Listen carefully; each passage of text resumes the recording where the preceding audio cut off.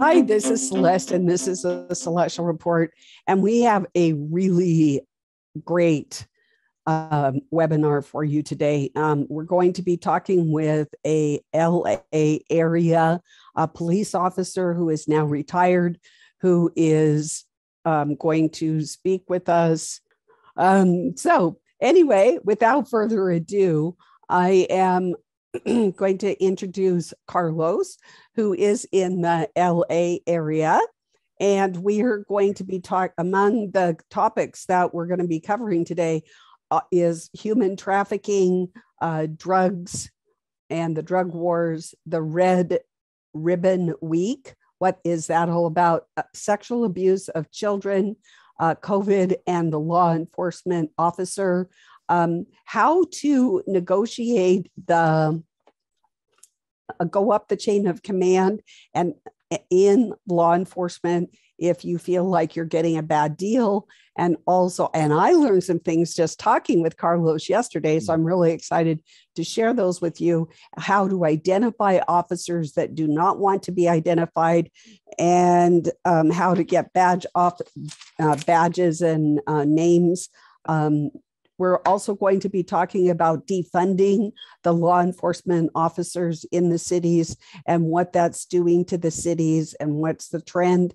And then we're going to conclude, at least Carlos' section of our presentation, dangers to the law enforcement officer and their families. This is a real sacrifice for them. And then, of course, we are, as always, going to take your questions. So, Carlos, welcome. And why don't you tell folks a little bit about yourself for just a few moments? Yeah, so hi, Celeste. So my name is Oscar Mejia, and I recently retired after 32 and a half years of service with the police agency within Los Angeles County. I got hired back in 1988. I worked a number of assignments. My specialty was narcotics. I did a lot of narcotic investigations, which consisted of authoring and executing search warrants across the state. And I also was assigned to a DEA federal drug task force for a number of years. So I was deputized as an FBI agent, as a federal agent, and that allowed me to travel across the country to conduct numerous narcotic investigations, as well as money laundering, child trafficking, because all those things go hand in hand. I was promoted to sergeant, where I oversaw the narcotic unit for a few years. And then I eventually got promoted to lieutenant commander, which was my last assignment. And I worked in the detective bureau and commanded approximately 20 to 25 detectives at a time. My specialty there was homicide, robbery, and sex crimes against children. So that was my last stint there, and I did that for about 7 years, and then finally retired about 6 months ago. Sorry about getting your name mixed up. I don't know where I was. Right. Yeah, no worries. I apologize. Right, yes. So let's just dig right in. I just want to start with my only experience with human trafficking, because I know some of the things that we're going to be talking about, we know nothing about because it's not in our world, and other things we are somewhat familiar. So you and I talked yesterday and kind of got our battle plan. But so I was at a gas station, and this lady in front of me in the gas station seemed really distraught. This is back when I lived in Montana, and I lived in between Missoula and Kalispell. But I was down in the Missoula area filling up my tank before I went home in the city, because the gas is cheaper there. And this lady was really distraught. And I asked her if she was okay, because that's just the type of person I am. And she said, no, my sister's daughter had been abducted or kidnapped, and they lived in Kalispell, her sister, and that's where the girl was kidnapped. And unfortunately, that area is really known for its human trafficking, not only of young girls, that you would expect, but also little old ladies would just disappear, never to be seen of again. And I know when I lived in San Diego, I had a daughter that was blonde hair and blue eyed. And one time at the mall, she disappeared. And the biggest fear of every parent was that your child would be abducted and go across the Mexican to the Mexico and be trafficked. And unfortunately, after 30 minutes of searching high and low and my heart going like this, she was found. So it wasn't a matter of that. So can you tell us a little bit about the scope of human trafficking? And if God forbid, one of us has one of our loved ones abducted and we suspect human trafficking, what do you do about it from a law enforcement perspective? Yes. Human trafficking is a real thing. It impacts a lot of people, a lot of families. I've traveled across the country doing seminars on human trafficking, and each state has different portions of it that affect people differently, and the numbers are different too. California is one of the highest numbers of kids and people that go missing in the state here. Maine is another one. New York, those areas we see a lot of those issues that come up. One of the things that I've seen become more prevalent is the fact that online soliciting is very big. I have received phone calls from parents from across the country, from New York, who call me and say, "Hey, Oscar, look, my daughter met somebody online. She's 18 years old, and he's offered her tickets to fly out to Los Angeles, and he's promising her to take her to Hollywood, to show her around and to help her become famous and make money, X, Y, and Z." And okay. And she goes, "What can I do?" Because she's planning to leave tomorrow. When somebody's an adult, unfortunately, you're limited as to what you can do, because the parents asked me, and I don't blame them, "Can I tie her up? Can I just lock her in her room?" And, I said, "No, you can't, because that's illegal. It actually goes towards you, false imprisonment, those type of things." And I've seen young women get sucked into a lot of this. And these guys that are online are very good. They're very manipulating. They offer them the world. They tell them that they're beautiful. They tell them all these things that that catch their attention. And you really have to be aware of that. And it's not only for adults, young girls. We see TikTok, right? For example, all these venues or these areas, these platforms that these traffickers know that to visit.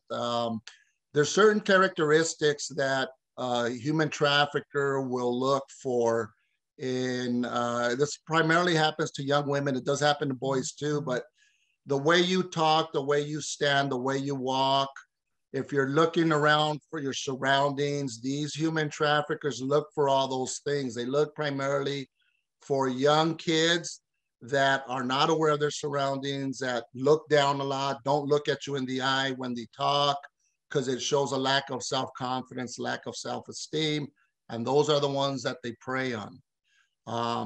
Human trafficking goes hand in hand with drugs, right? Illegal drugs.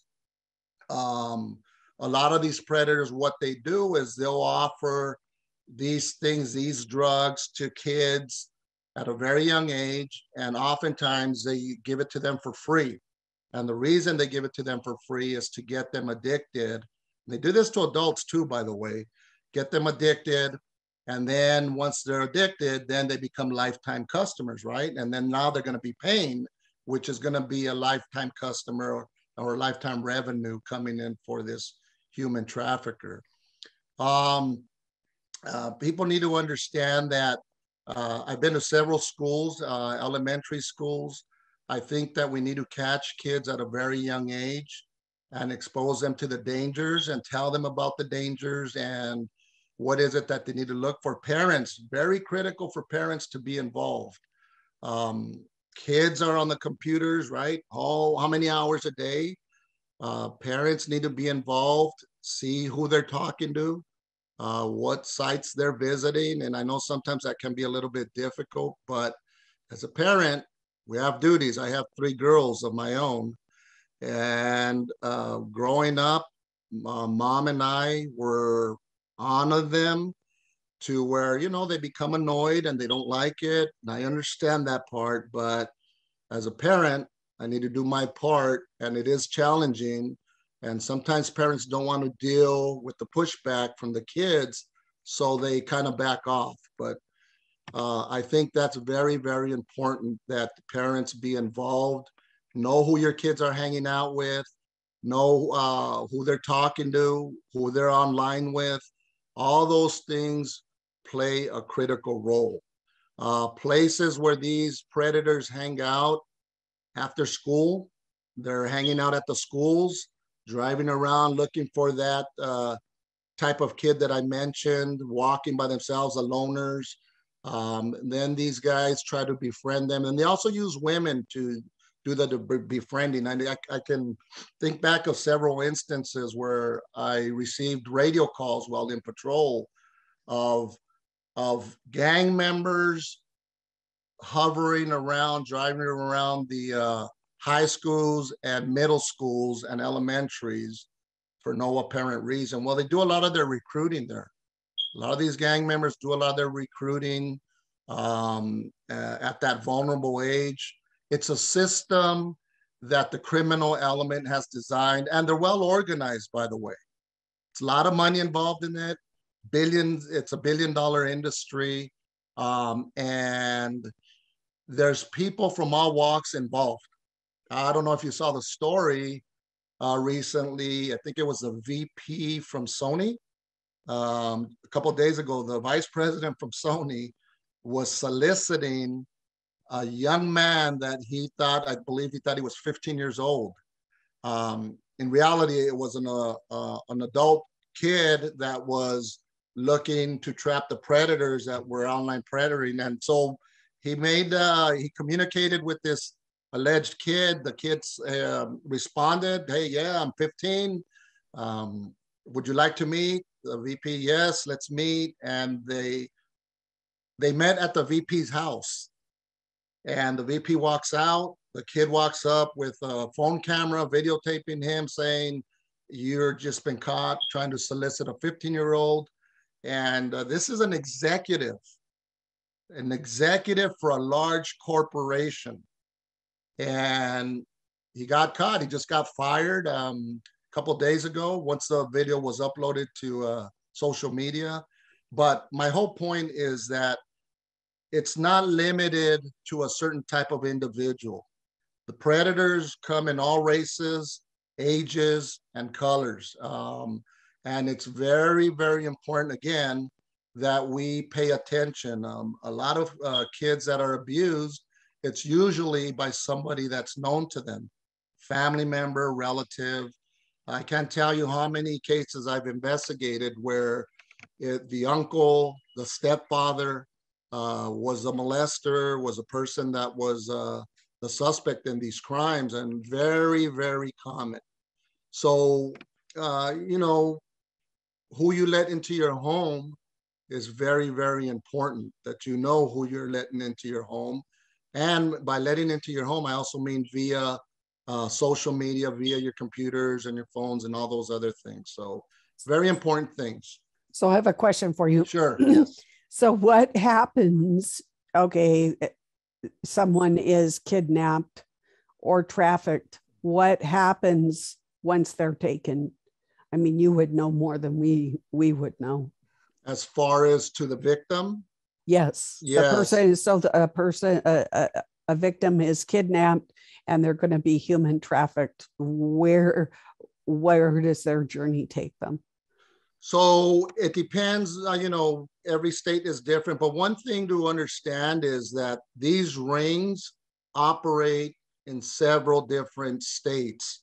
And what I mean by that is Your trafficker that will kidnap somebody and start soliciting them for sex, for example, could start in Nevada, right, for a few weeks, and then once they're done there, travel down to California, Los Angeles, the major hub, and then from there they'll go ahead and take them to New York. So they do their circles and they get around. And remember, they're not doing this by themselves. This is organized. Where I worked, we had one of the main corridors that leads to LAX, and that highway is Imperial Highway and Century Boulevard that leads right to the airport, right? So you have a lot of hotels, a lot of motels in those areas. These people fly in, get a motel, hotel. They already have the appointment set up via online.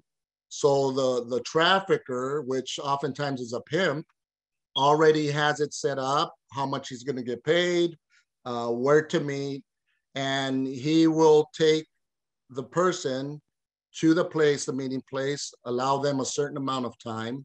But one of the things you have to understand is the pimp that's driving this, they are very, very cruel with their victims. They beat them 99.9% of the time. They sexually abuse them in many different ways, and they get them addicted to drugs. That's one of the big things. So as I mentioned, a lot of these things, drugs, money laundering, gangs, organized crime, they go hand in hand. One can't work without the other. So when I say I investigate human trafficking, it's a component encompassing all those crimes, because that eventually is going to lead me to the drugs, the guns, the gangs, all those other components. They all go hand in hand. One of the other common things that I've seen is a lot of these pimps brand their victims with tattoos so that they're identified who they belong to. Literally with tattoos, whether it's the pimp's name or a certain brand, they literally tattoo them and they belong to that person. The other thing is that in these areas that are well known for human trafficking, prostitution, all these other things, the pimps own, if you will, certain segments of those areas. So when somebody else comes in with another victim, they either have to pay rent or taxes to the trafficker that controls that area and the local gang as well, because the local gangs are involved as well in providing protection for the victims and the pimps, as well as collecting taxes. Gangs, if you don't know, collect taxes wherever they're stationed. They collect taxes from all the locals that live or work in the area, businesses specifically, drug dealers, human traffickers. There's a percentage of money that everybody that wants to do business in that area has to pay to the local gang, which is deemed a tax in order to operate. If they don't, then they get shot and killed. A lot of these shootings that we get radio calls to, it's kind of like a whodunit, and it just happened. We don't know why the drive-by shooting happened. It's because there's business disputes, if you will, amongst themselves, and somebody's not paying the money that they're supposed to, and then hence you get a shooting and a shooting victim. And the victims, the trafficking victims, oftentimes end up in the middle of all this. Horrible, horrible lifestyle. Oftentimes the victims are from broken homes that go out into the world seeking something different that they're not getting at home. I see that as a very common. But manipulation, telling somebody that they're beautiful, that they deserve more, the manipulation is key. And those are things that we as parents need to be looking for with our own kids. For example, you mentioned this lady that you saw in distress. I mean, airports, they're being flown back and forth. And it gets to a point where the victim, it's kind of like Stockholm syndrome, where the victim believes now that they got to be a protector of their pimp or because as mentioned, Many times, 99% of the time, they get beaten into submission as a form of molding, if you will, so that they'll cooperate, get them hooked on drugs, so that they're not thinking clearly. All those things go hand. It's a process, and very, very common. Again, it's something that we as a, and it's not just in the United States, mind you. This is globally, and this happens around the world. And again, very money-making, lucrative business for those that are involved. So, excuse me, what percentage of those who are the victim who is human trafficked get out of that or are rescued? What is a percentage, or do most stay in? And then secondary to that, what is the ultimate fate of these people that are human trafficked? Yes, well, that's a good question, and it varies, but it is very difficult to get somebody out of that lifestyle once they've been conditioned, if you will. Most of the time they end up in very bad places. These are the homeless. We see them out on the street, hooked on drugs. Overdosing is very common. And I worked a case over here in Riverside County.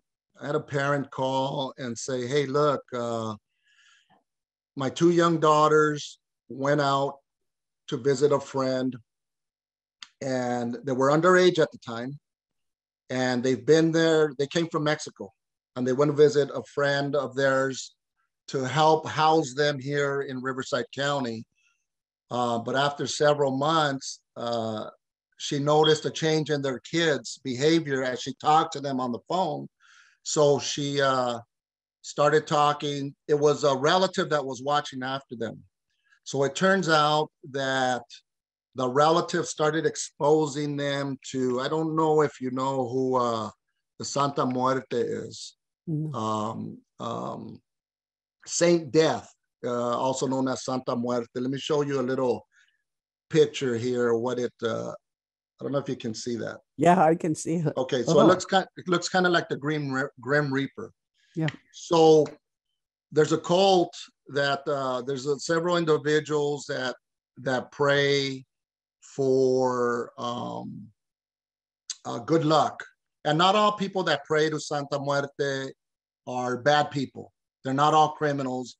But what happened is a criminal element has hijacked this symbol as somebody that takes care of the people that are committing crimes. Again, not everybody that prays are bad people. But in this instance, this family member here in Riverside had shrines of Saint Death. And she had the young girls starting to pray to the shrines inside the house. So eventually they got so involved with this that they started to rebel, and they no longer wanted to go back home to Mexico. So we had to get the human trafficking task force involved, and we sent a few agents out there. We knocked and actually spoke with the girls. By this time, they were already turned adults. They were 18. And they were interviewed. The agents saw some of the shrines inside the house, and very eerie feeling when you go into these places that are praying and doing these things with these shrines. But the girl said, no, we're fine. We're not being abused. Mom's just being a little bit difficult, and we don't want to go back home. We want to stay here. We're doing this of our own free will. And there was nothing legally that the agents could really do. This is not uncommon for people to fall into that, because they become conditioned, as I mentioned. And again, Stockholm syndrome, oh, I'm fine. And the mother was alleging that they started doing drugs. They started doing other things that were as out of character for them. Again, those things of alcohol, drugs, illegal drugs, end up hurting And at one point, the girls did try to run away when they initially started being there because of everything they were seeing. They got caught. They allegedly got caught, brought back home to the house. But they kind of, after that, started embracing the environment there, to the point where, again, the parents in Mexico had no more control. And I don't know the real details of what the extent is that they did to them as victims, because they wouldn't say. But I can imagine that it was, but it's law enforcement. It's very difficult for law enforcement to pursue a case like that. I mean, I would continue to dig and try to find other avenues. And these interviews, we brought in some professional human trafficking victim survivors that have survived this, and they talk to them as well because they have more in common. And even the survivors were unable to convince them to get out of that environment. So that's just one example of a specific case that I personally was involved with. So it's very difficult to walk away from something like that. But sometimes we're limited as to what we can do when you have a victim that's, unless you can prove that the mental capacity is not there, those type of things, and you can pursue it from that angle. But a lot of bureaucracy, red tape, and legalities that you have to overcome. So is this why we see, so this person, the woman that I ran into, the FBI was called in. So there was a federal as well as the local law enforcement, but she was very frustrated because it was her perception that they were not taking it seriously and doing enough. So basically what I'm hearing you say, and correct me if I'm wrong, that if they're an adult, there's not much they can do, even if the person is like, has been introduced to drugs or is being sexually abused. There's not, because they're of legal age, there's not much law enforcement can do. Is that what I'm hearing correctly? Yes, but not in all circumstances, but generally, yes. I mean, I have received a number of phone calls where parents are, another specific case, a parent called me and says, hey, my daughter's in school in somewhere down south, going to college. She lived here in California, Los Angeles, and she's been spending all this money. She's been taking money out of her accounts. And I went down there, and the police won't do anything because my daughter's telling them that she's fine and there's no issues. And she had met this group of people at college that were involved in these things and that were not good people and that were getting her involved in drugs. And that led to, other things. And the mom here was frustrated, but her issue was that the police contacted her, the daughter, the individual she was associating with, and they're like, we're friends, we're hanging out, we're having a good time, there's nothing illegal. What do you do? And the mom eventually brought her home. I don't know how, but she eventually got her to come back home. And then the daughter ended up taking off again, running away and going back to hang out with them. So, and one of the other things is the FBI does get involved. That's a good resource. We work with them hand in hand. They have great units that are involved with human trafficking. And we would call them on a lot of our cases. And then once it crosses jurisdictional lines from state to state, that's when they get involved. But even if they didn't, we would call them and they would come out and help us and trying to locate them by phone signals and all these other things, these tools that are available that we as law enforcement have to try to find people. And we've been pretty successful. But then if you have a victim that says, no, this is my boyfriend, I'm in love with him, you can't stop me from dating him, right? And you and I know what's going on. Everybody knows what's going on behind the scenes, but unless you have solid proof that he's beating her and doing all these other things, then it's kind of difficult. So what what agency gets involved if a victim is taken and is crossed over international lines? Yeah. Is that the FBI or yes. Is it a different? No, it's FBI. Okay. And they coordinate with other entities as well, but primarily your first point of contact would be the FBI. There's also a great organization of, or there's different organizations out there, but the Center for Missing and Exploited Children is very big and very good. They have toll-free numbers one can contact, a lot of different resources that they have to reach out to. And a lot of parents of these victims contact and hire private investigators, oftentimes retired law enforcement, to travel and to find their kids. And they've been pretty successful with locating their kids and doing the groundwork and finding out exactly what's going on. That's very common for a parent to do that. And I understand why. I think it's important to know that there's probably some support groups for parents whose children have been abducted. So while you think that you're going through this alone, there have been many parents that it's happened to, and that you should the parents should reach out. And these parents may have other ideas. There's comfort, there's prayers. Just the idea that you're not alone is very, it helps a grieving parent who's going through this terrible ordeal. Well, you know, when I've done a number of seminars, I've traveled to Iowa, I've traveled to Florida, I've traveled to different parts of the country. And when we start talking and I start showing the indicators, and I mean, you wouldn't believe the number of things that the people there have in common with respect to what they've gone through. And they come up to me and give their experience. And it's almost as, like you mentioned, people there will have support groups, things in common. And that's very, very big in helping the victims, which the parents I consider as victims as well, to cope with this, to look for different resources, get different ideas. And, you know, it's people at all levels.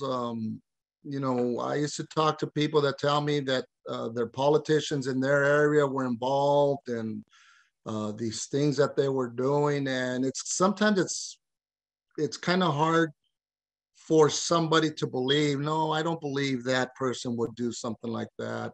But I think we're reading more and more. A lot of this is being uncovered, that people in power, money, influence, you know, Epstein, we see all that, who was involved. This stuff is real and it is going on. And when I first started doing this, I'd have parents start talking to me and I kind of look at them like, they were a little bit out there, you know, and I'm kind of like, but the more you start digging, like, okay, this person told me this and now it's matching up. So it is kind of hard to initially believe who's involved in these things, but the more you start looking into it, the longer you start doing it, it doesn't surprise you anymore. Well, let's jump into drug traffic, or the drugs. You know, in my day, I'm a child of the 60s. And so it was LSD, oftentimes at behest of the US government doing experiments, and marijuana. But now we have all these new drugs. Could you tell us a little bit what these new drugs, a little bit how it's operated and disseminated and what the threats are and that type of thing? Sure. Right now, the big thing that we're looking at is fentanyl.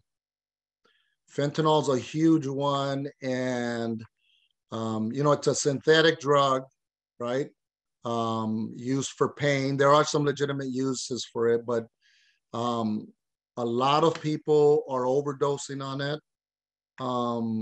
When I was still working patrol as a watch commander, I've had several calls that would come in every month of overdoses, people dying, literally dying in motels, and 99% of them were fentanyl overdose. And what people don't understand, even the users don't understand, is that this is a very highly addictive drug. Comes from China. Majority of it comes from China to Mexico and then up to the US. Some of it goes through Canada, but not as much as what's coming down south of the border. Mexico started manufacturing a lot of it as well and pushing it across the border, but that's a popular drug. What the dealers are doing with it specifically is they're mixing it in with their other drugs that have been on the market for a long time, your heroin, your crack cocaine, your powder cocaine, to give it a little bit more strength. But what's happening is they're mixing it, they're putting so much of it in there that, and it doesn't take a lot to kill a human being, by the way. I think it's 2 milligrams will kill a human being of fentanyl by itself. But they're mixing it with these other drugs, and the user who is not aware of it, the dealer just sells it as a very good quality product, ends up taking it, ingesting it, and they overdose and they die. Very, very common. It's a white powdery substance. They're also converted. They have converted it to pill form, so it's sold in a form of a pill. But one thing you have to remember is that the drug dealer out there is very creative, and they have started to mix drugs with different type of drugs and to make a more powerful drug. And once the FDA or DEA comes in and bans a certain component of that drug, then they find a way around it. You know, some of these guys are chemists that initially start the product and the process, and then it goes over to the backyard chemist who gets the recipe and then starts to mimic the process. It's not always the same. It's a little bit off, but the effects will still be the same. The other big common drug we have is with methamphetamine. It's another big one. Those are very common, and some of the products that are used to make that is these chemicals that you see that blow up trailers and these backyards. There was a fire, we don't know why. Well, a lot of times it's that they have what they call labs in their home labs, where they're mixing the ingredients and hydrochloric acid and red phosphorus.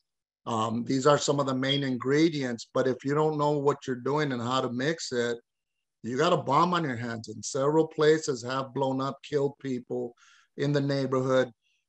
Very, very dangerous things to do, but a lot of money involved in that, $1 billion industry. And so we do get most of it coming in from south of the border.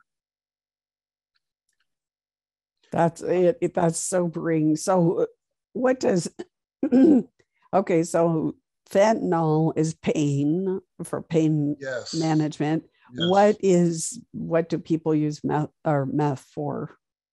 Well, I mean, they use it to get the high that, you know, the euphoric feeling, it's a stimulant, obviously. So I've done courses where I give the indicators of somebody that's under the influence of a stimulant, somebody of a depressant, pupil dilation, speech, all those things come into factor. So kids, for example, your kids, you know, if you're seeing coming in with dilated pupils, for example, sweating profusely, rigidity, burnt fingertips, burnt parts of their lip. I mean, good indication there that they're probably doing methamphetamine.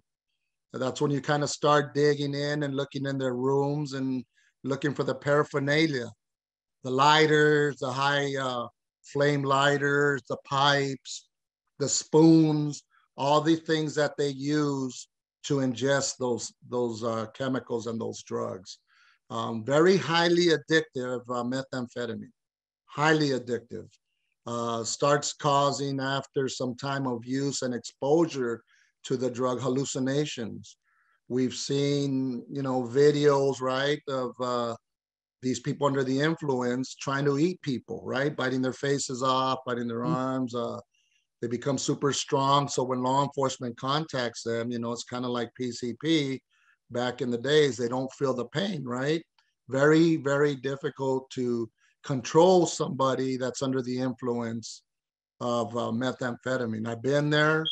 You know, 4 or 5 officers have challenges trying to take somebody into custody or subdue them that's under the influence. I've seen it. I've seen them hurt people badly while they're under the influence, kill people. So Very highly addictive. are you seeing any of the psychoactive like LSD, those types of trippy type drugs, or are Those those things, kind of? yes. There, and it depends where you're at. I mean, the city where I work, very highly active city with violent crime, very, very active with those things, very common. The drug of choice in that area was crack cocaine primarily and methamphetamine, some heroin. Um, we started to see a lot of MDMA, which is the stuff that they take when they go to rave parties, right? They see different colors and kind of falls in line with the LSD family. Um, those are more relaxing drugs for them, and they use those again at raves because that stimulates their vision with the colors that they're seeing. A lot of times you'll see them carry the baby bottles around their necks, and they're using it to bite on the tip of the bottle, stimulates the teeth and the gums. They carry these flare sticks with them as well because it does things to their visual receptors with the colors, and it makes them feel good. So that's still around. It's also known as ecstasy, right?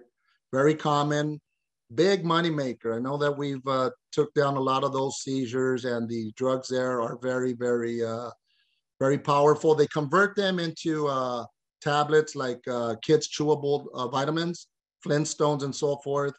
So oftentimes, you know, law enforcement will come across those, and if you're not familiar with them, you won't recognize them.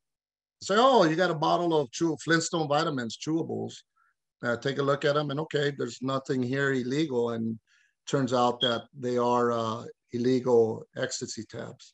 So what is the drug of choice for professional people like our high-powered executives or whatever? My experience with that is cocaine, powder cocaine more so, but I have run into individuals doing the crack cocaine thing and the meth thing. Those were the more common. And again, people that you wouldn't expect are involved in that. I worked undercover in an undercover capacity for a number of years. And, you know, when you work in an undercover capacity, you see a lot of things that the general public doesn't see. Sometimes to the point where it's frightening, you know, to see who's involved, bankers, people you do business with that you would never know or suspect, you know, that are involved in this stuff. You know, people within the system, uh, uh, judges, attorneys, executives, officers. It reaches all of those areas and more.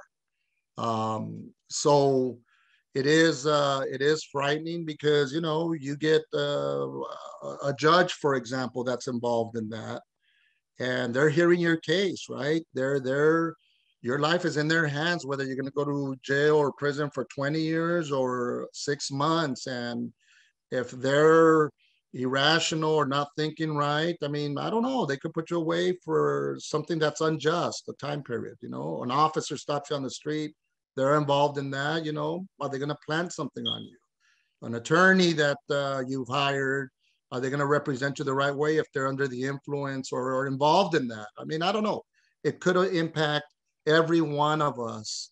And so when people say, well, I don't have anybody that's addicted or using drugs, so it doesn't affect me. It does affect you in many different ways. And this is why we all have to get involved when we see something like this going on. A lot of the dispensaries, it's a big thing right now, right? Popping up everywhere. I know here in California and Los Angeles, there are a lot of dispensaries, big money-making venues.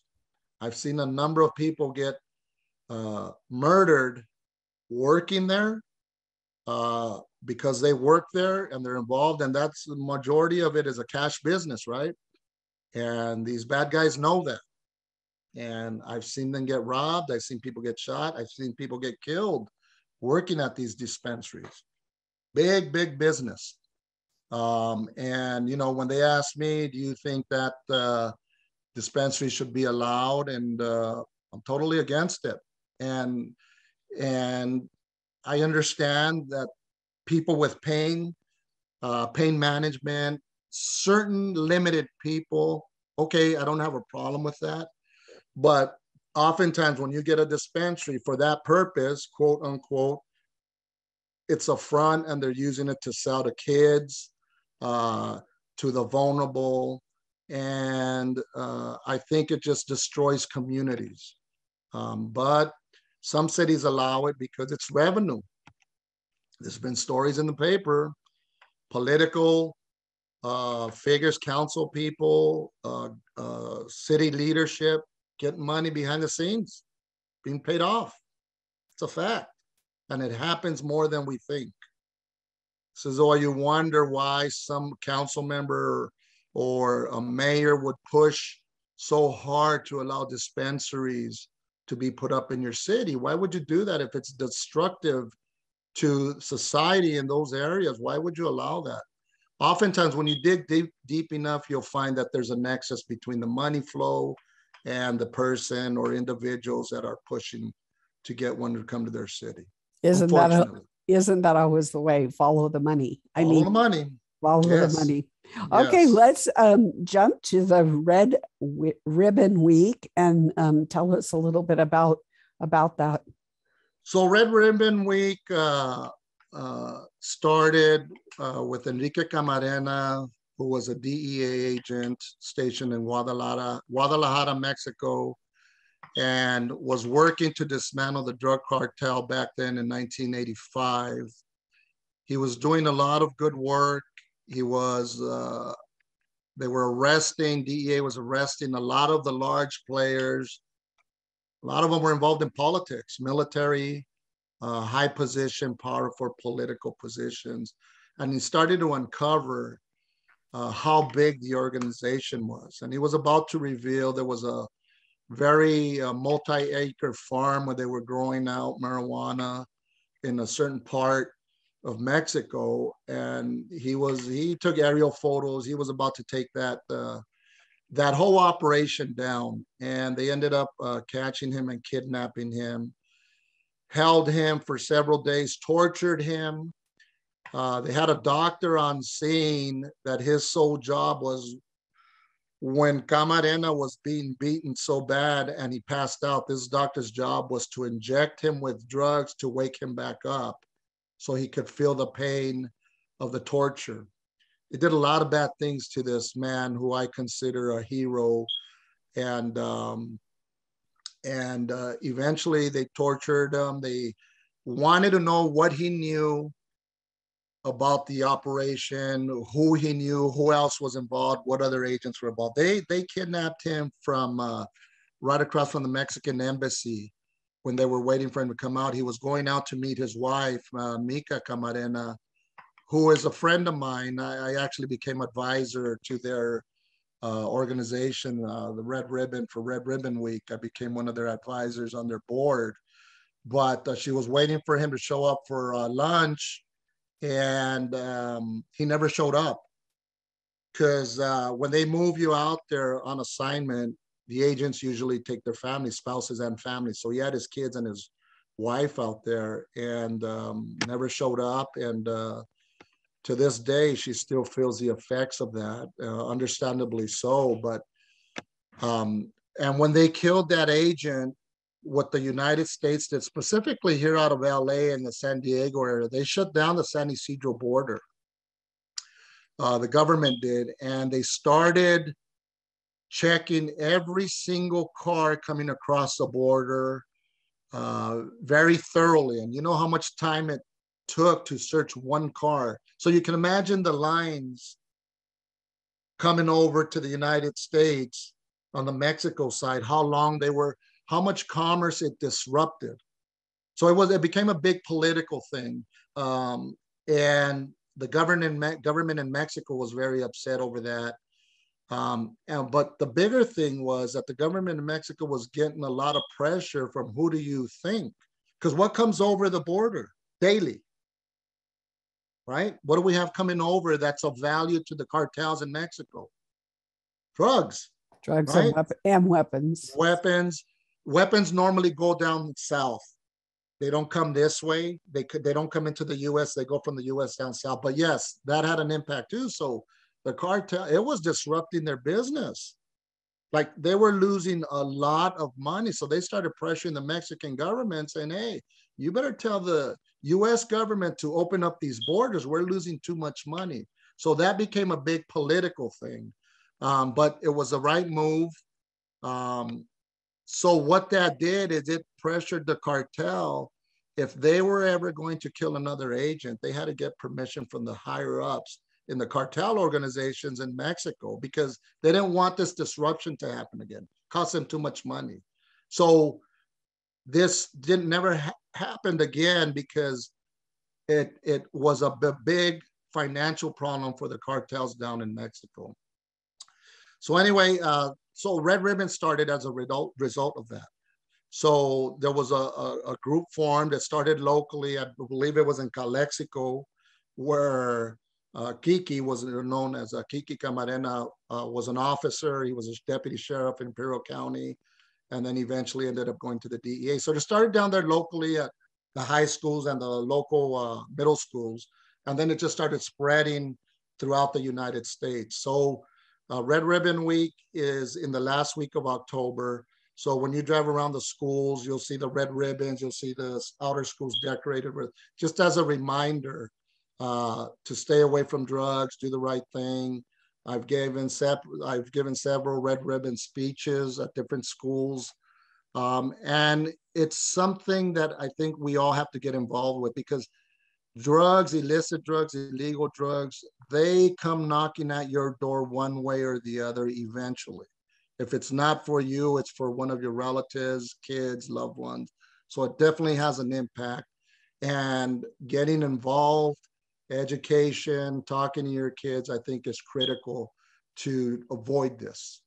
So what do you happen to know the website name, the URL for the Red Ribbon so people could get involved? Yes, I can send it to you or put it, but if you just type a Red Ribbon, it'll come up and you'll see, it'll have your different areas where you can get involved, donations and all these other things. Very, very good organization, and they do a lot to Oh, that's great. Yes. It's nice to hear a little good news here. Yes. Okay, yes. Now let's transition to sexual abuse for children. And I shared that, my children were molested by their dad when they were 2 and 3. I was ordered to work and he started to work and groom them. And the net result, he was eventually caught because the school did a good touch, bad touch class when they were about fifth grade-ish. Yes. And he was offered a choice of to go through a trial or because he was worked in for Honeywell. He chose a diversion program, which is 5 years, but you have to, with very stringent requirements. Unfortunately, at the end of his program, that diversion program, which also, by the way, keeps your name out of, if you do a search of sexual predators, it doesn't, that person's name does not appear. He did not complete his program. And so the recidivism rate is 99%. Yes. For me, it cost me a relationship between me and my 2 girls and my grandchildren. So it was a heavy cost. What can you tell us about sexual abuse and sexual predators, that type of thing? Well, first of all, sorry that you had to go through that. I mean, I know those are experiences that scar you for life. It's devastating to learn that somebody close to you, your partner, was involved in doing that. Somebody that you trusted. Um, but it's not uncommon, and I think I mentioned previously that a lot of the predators that prey on children are known to the children through friendships of the family, uncles, aunts, somebody that's close to those individuals that are of trust, right? And as kids, you know, kids are kids and they're vulnerable, they're naive. They don't look for the things that some of us look for in individuals that are preying on individuals, right? They come with the candy and the cameras and take selfies and all these other things to gain trust of the kids. All too common. You again, I can't say this enough. You have to know who's coming into your home. Look for those little indicators. I mean, What are um, some of the indicators that a child is being sexually molested? well, with the specifically to the child, you're going to notice that they not their normal selves. They're more isolated. They're withdrawn, quiet. One of those things where you know that something is bothering them, but you just don't know what it is, right? Sometimes they start acting out in violent behaviors, becoming more aggressive, and you just can't pinpoint what the heck it is that's going on. And oftentimes, these predators make their victims feel like it was their fault, or they threaten them. You know, I'm going to hurt your dog. I'm going to hurt your cat. I'm going to hurt your parents if you tell anybody. Very common to threaten them in that way. If they're a little bit older, you know, they buy them gifts. You know, you see your kids coming up with new clothes and these lavish things. They buy that to shut them up, basically. And where's all this stuff coming from? I mean, you got to start asking those questions, you know. And I know that it's a hard thing to, that's never going to happen in my house, or believe me, I put some people away that you would never believe were involved in this. The other thing with this is the system is sometimes challenging, and we're hearing a lot of this in Los Angeles County, right? Where they're not punishing a lot of crimes, and it's encouraging the criminal element to commit more crimes. And we're seeing a lot of these crimes, spikes everywhere in Los Angeles.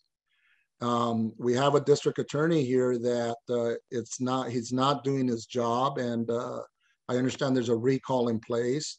But getting back to the kids, I mean, I've had cases where one specific one where a stepfather was abusing a little girl. I think she was about 5, 6 years old, and he was here illegally. We arrested him. He was working at a local racetrack, doing these horrible things to the kid, tying up the mom as well and burning her with cigarettes so she wouldn't say anything, and making the little girl watch. And we ended up arresting him, filed the case, took it to jury trial, and they didn't convict him. They didn't convict him, and they let him go free. A very, very difficult thing to see, knowing some things weren't allowed into evidence, you know, because of evidence rules and so forth. But you knew he was guilty 100%. Found things on his phone, pictures, videos, other things. And unfortunately, the system we have, which is the best that we have, sometimes fails its victims. When you have a district attorney that doesn't fight for their victims, makes it even worse. And we're seeing a lot of that right now going on. So people, again, need to get involved. And if your leaders, your elected officials, are not doing their jobs, you need to get rid of them, remove them from office, unseat them. Unfortunately, at those levels, there's a lot of politics going on, money, as we talked about, being flowing behind the scenes.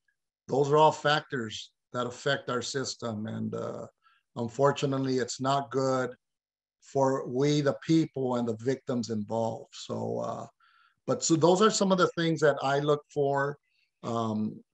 Teaching kids at an early age. I've gone to schools, to elementary schools. When my daughter was in elementary school, I talked to all the kids and tell them what steps to take. Don't be afraid. Mom and dad are going to be okay, but you have to tell mom and dad or a family member that you trust of what's going on.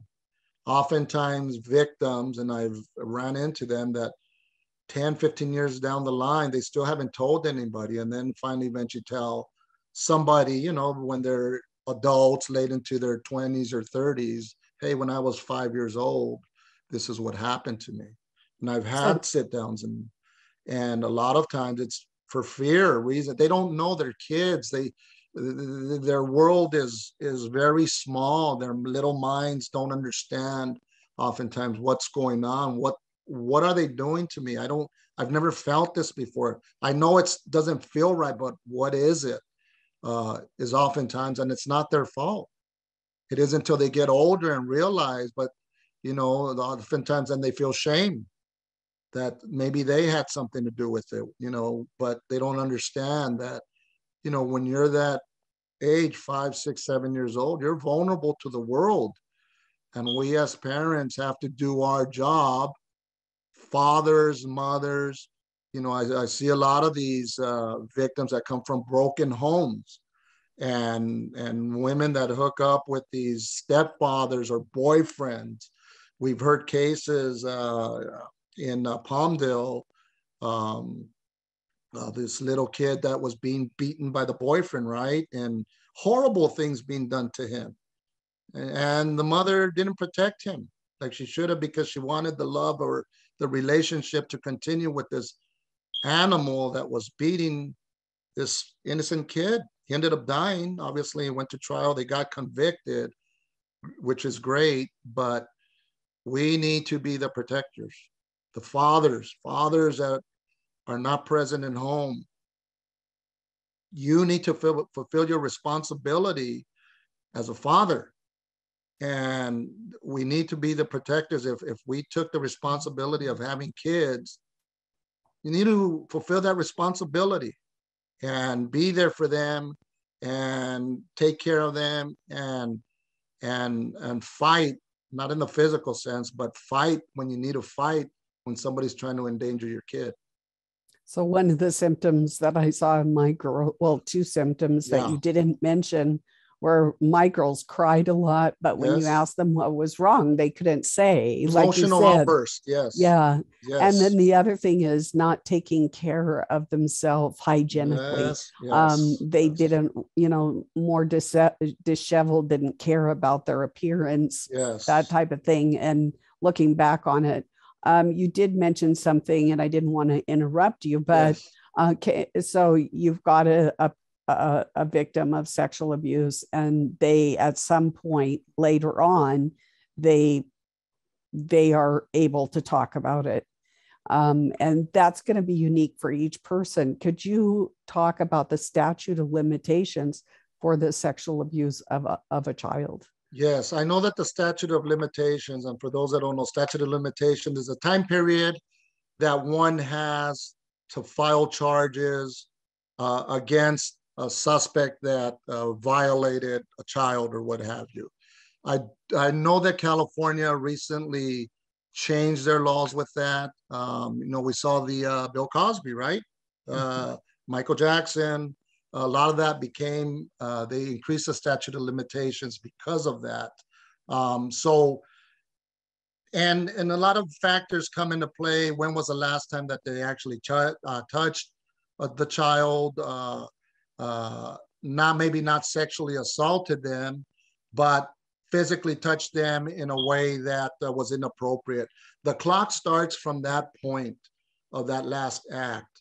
So I could say, well, he sexually assaulted me when I was 5, but then again, when I was 10, he did X, Y, and Z. And then when I was 12, so there's different time frames, because sometimes a victim might think, well, statute of limitations doesn't apply anymore. You don't know. You don't know it based on your circumstance, and the investigator will be the one that'll start uncovering all that. So you have to go to your local police department of where it occurred, whatever jurisdiction it applies to, then that's the way where you have to file the actual report. Oftentimes a victim, say for example, if it happens in Los Angeles, and then they end up moving to Riverside County and say, well, I don't have time to go to Los Angeles and file the report. Go to your local police department in Riverside County where you now live. Oftentimes they will take what's called a courtesy report. So they will take the report, document it there, and then what they do is they send it over the next day to the jurisdiction here in Los Angeles that it applies to. And then it'll be assigned to a detective. And then the detective, the investigator, starts uncovering all the facts, will call you and then follow up to get more specific details on what happened and start putting his case together. That's what normally happens. But jurisdiction is a big one. But people can file where they live. Just ask them to take a courtesy report for you, and then they'll forward it to the agency. Yeah, I was just horrified so I did a little looking a year ago. Yeah. Because the whole thing surfaced again. There was a reason for that. And so I wanted to get the original reports, the police reports, the prosecutor's report. Right. And I discovered that because due to statute of limitations, everything had been erased. So even though it was Washington State. Okay. He didn't finish his diversion program, which meant that he should have actually gone to prison. Right. But he didn't, because there was, like you said, sometimes prosecutors dropped the ball, and he did big time on a number of occasions. And so basically he got away with what his crime was from my children. I know there are other children, but I don't know anything about that. I just know that when I went to try and get the original reports, everything, because it had been over 7 years, that it was wiped clean. And to me, that is not comforting as a parent or a grandparent to know if I am wondering, is my neighbor or even someone in my family a sexual predator, that you may or may not find out the truth. Because if I say, like you've mentioned once before, of tying a kid to their room, to not let him out to get to interact with some of these bad guys is against the law. For me to speak out against this person verbally without proof, and I don't have the proof now. I did at one time. I had the documentation. I would be the one slandering. And so I would be the one in trouble, not the person. So it's just like, so well, pretty frustrating. You have to understand that it varies from state to state. I know that I'm speaking specifically in California because that's what I know, but in Washington, New York, I don't know what the actual statutes of limitation are, or what the crime code sections are, but it varies, and it is frustrating. I don't know. I know in our agency, we wouldn't purge the reports after 7 years. I don't know why they did that. Oftentimes I've seen parents get attorneys and file FOIAs and these other requests via court to get copies of reports if you're having a difficult time. My point is that you have to try. If this doesn't work, try this. If a FOIA doesn't work, maybe get an attorney. If not, try to get a court order. There has to be a way, but sometimes people don't know what route they should take. And, to deal with trying to get copies of reports after you've been victimized, it feels like you've been victimized a second, third time when the system doesn't cooperate with you and you feel it's against you. So much bureaucracy and, hey, my child was abused and I'm trying to get the facts. I'm trying to get reports. Oh no, while we purge them. I mean, I don't know what agency that was, but that sounds kind of odd. Yeah. I went to multiple agencies. Let's just say there was big money involved. Yes. He had hired an attorney who there is a well-known a pedophile in the United States that goes to all the different states and molests children, and he has an attorney on retainer to get him off wherever he goes. And he hired that attorney. So, and when I went, I was in we were going to one of the hearings, and there was a big bag of money that the attorney had. So, and let's just say that particular hearing did not go well for me on my side. So there was money involved, and there's not much I can do about it at this point. But I just want people aware that could happen, that there is a statute of limitations. I also think it's important to mention, once again, there are advocacy programs that if you're new and this has just happened in your family, you just feel like a bomb's gone off in your life, especially if it's between a husband and a wife, like it was in my situation, or even a family member. You need some people on your team, and that will just lovingly walk you through the process, especially people that have been through it, like advocacy. Like, I'm more than happy to help people through negotiating how you go through the system. And I learned things. I did some things right, some things wrong. But the advocacy programs, I can't emphasize enough. They're very valuable to help the victims and the victims' parents negotiate the system. Let's jump on to one thing real quick, Celeste. Very important. I just helped out a victim of sexual assault, spousal abuse not too long ago, where she was sexually assaulted up in a northern county here. And then she drove back home, back here to Southern California after being sexually assaulted.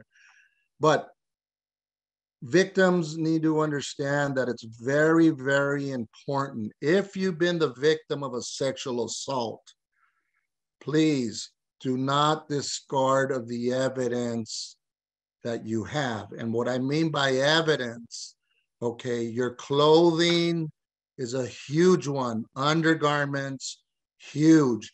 Anything that this perpetrator touched on you has DNA, blood under your nails. If you fought with him or her, you have now scrapings under your nails.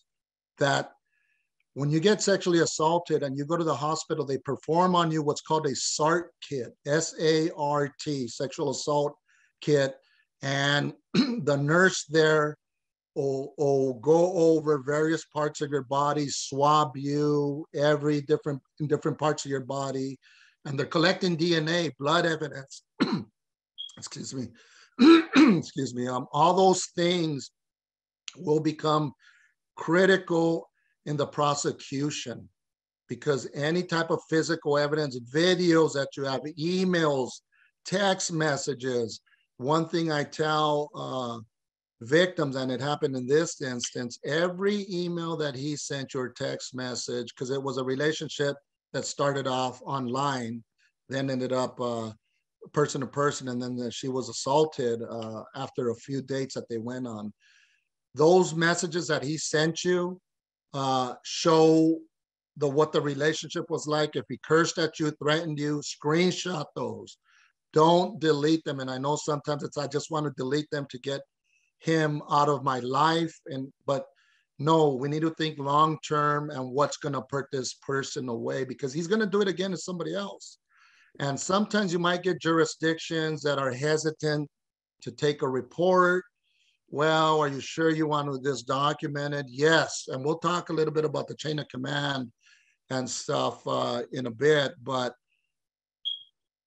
those reports are sometimes cumbersome and take a lot of time. And sometimes officers don't want to take the time to write those reports because it's a lot of work. But you demand that a report be taken and that this be documented and that you be provided with the report number at the end of your interview. Very, very important to document and do not dispose of any of the garments, sheets, if it happened in a car seat covers, whatever it is, wherever it happened, there's some type of evidence in that area. So if it's in the vehicle, that whole car will serve as evidence, and it has to be swabbed and processed by the proper authorities in the jurisdiction. So don't take it to the car wash. Don't take a shower. I know it sounds like you're being re-victimized, but this is for purposes of having the person responsible for this put away for a long time. And after my experience, I would say once you get your reports from the various agencies who will become involved, don't ever get rid of it. I made the mistake of leaving that box of evidence. And the reason I left the box is so that I had hoped my children would look at it with critical eyes, and they didn't. And basically the evidence just disappeared, and now there is nothing in this system. So scan them. Yeah, make digital copies, scan them, and have a hard copy. Yep. And just always keep it. You never know. This is years down, like 20 years down the road for me. So I wish I would have that evidence, but now I don't. And so I just have to deal with it. But let's jump on to COVID and law enforcement. We've got mandates floating around. We've got people like me who went to the health food store and they called the cops on me and banned me for life from entering the health food store. They were going to arrest me, and if I didn't give them my name and my address. And so what can you speak about the whole mask, the thermometer where they aim at that gun at your head and damage your pineal gland, the testing, and the of course now the hot topic is the jabs. What rights do we have? How do you see it as a law enforcement officer? Right. So yes, there's a lot of controversy going on regarding all these things. Where I worked, you know, when COVID first started in January of 2020, I was still working in the field. I was still responding to calls. I was still out there going to work every day. And it was a very stressful time, very challenging. I remember driving to work on the freeway at 5 a.m. where normally you would have traffic bumper to bumper, where there was no other cars but you and maybe two others.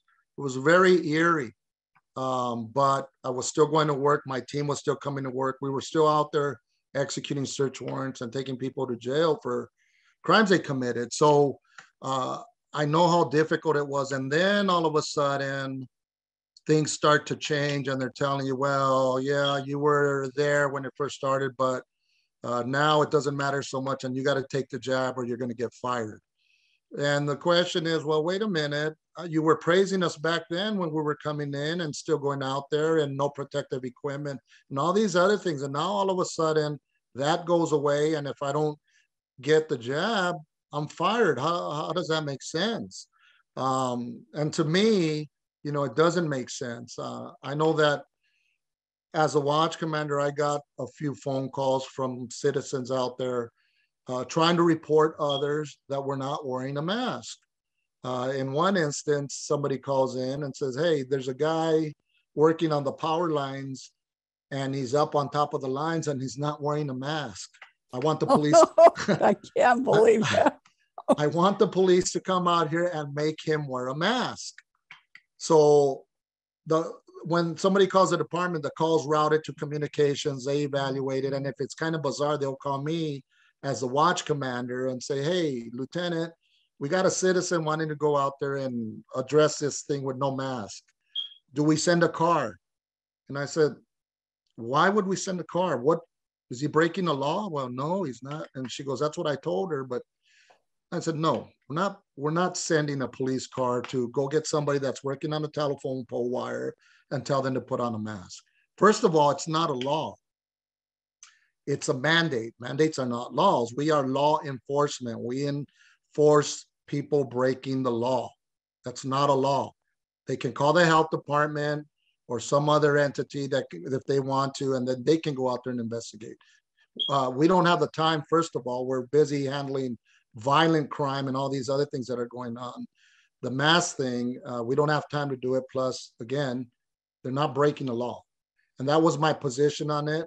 And our city was pretty good about not going out there and harassing people about wearing masks. And as a commander, if you were working under my command, I was not going to allow that to happen either. And officers need to understand that sometimes we have to question if your boss says, go out there and arrest everybody that doesn't have a mask. And then you have to start asking those questions. Well, wait a minute. What's the crime? Give me the section that we're going to charge them with. So I know, because when I write my report, I have to indicate, and then I have to tell them what they're being arrested for. There's no mask law in effect that we know of that authorizes us to go and take somebody's liberty away and bring them to jail. Plus, I thought we were trying to keep the jails clear of prisoners so that they wouldn't get infected, right? So that's why we released hardcore criminals from the county jail, right? So that wouldn't get infected. But then you're going to bring in somebody that doesn't have a mask and house them in jail. How does that make sense? You know, you're letting one hardcore group go, but then you're bringing in a non-violent person for not wearing a mask. Doesn't make sense to me. And if you can't cite the section for me to arrest him on, I can't go out there and enforce any of that. So fortunately, in my city, we did not have to go through a lot of that. Other jurisdictions, I saw articles of deputies arresting surfers. That happened out here, that was out surfing with nobody else in the water, but he wasn't wearing a mask. So you had the lifeguards, the patrol out there trying to chase him down in a boat. He's just having a good time by himself out there. And then ultimately they convince him to come in, and the deputies arrest him. Arrest him. He's out there by himself. Who's he a danger to? Himself? There's nobody else around him, and he's surfing, and now you come in sight and they put him in handcuffs and drag him away to jail. Had a very difficult time with it. I did personally. We have to remember our role as law enforcement officers.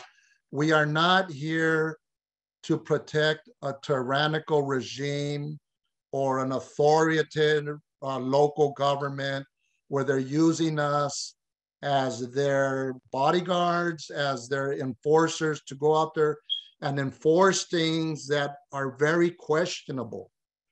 You know, when I got hired, I took an oath. I took an oath to uphold the Constitution of the people. And 30 years into your career, there's not too many officers that go back and read the Constitution and really dig into what that means for us as law enforcement. And we cannot oppress our people just because we are being told by our bosses or the mayor of a city that gives a directive to go out there and arrest everybody that's not wearing a mask or that's defying the order. And it's like, show me the law. I got to start questioning those things, because we become something that we hold that position that we're entrusted to do, and now we're violating that trust with the community. So I have a hard time, and I need a good explanation as to why I'm going to arrest somebody or why I'm going to take somebody to jail if there's no law behind it. Is it just because I'm being told to do it? You know, the saying of that in Nazi Germany, right? The excuse that many were given, why did you cooperate and do that? Well, I was following orders. That's not going to cut it anymore.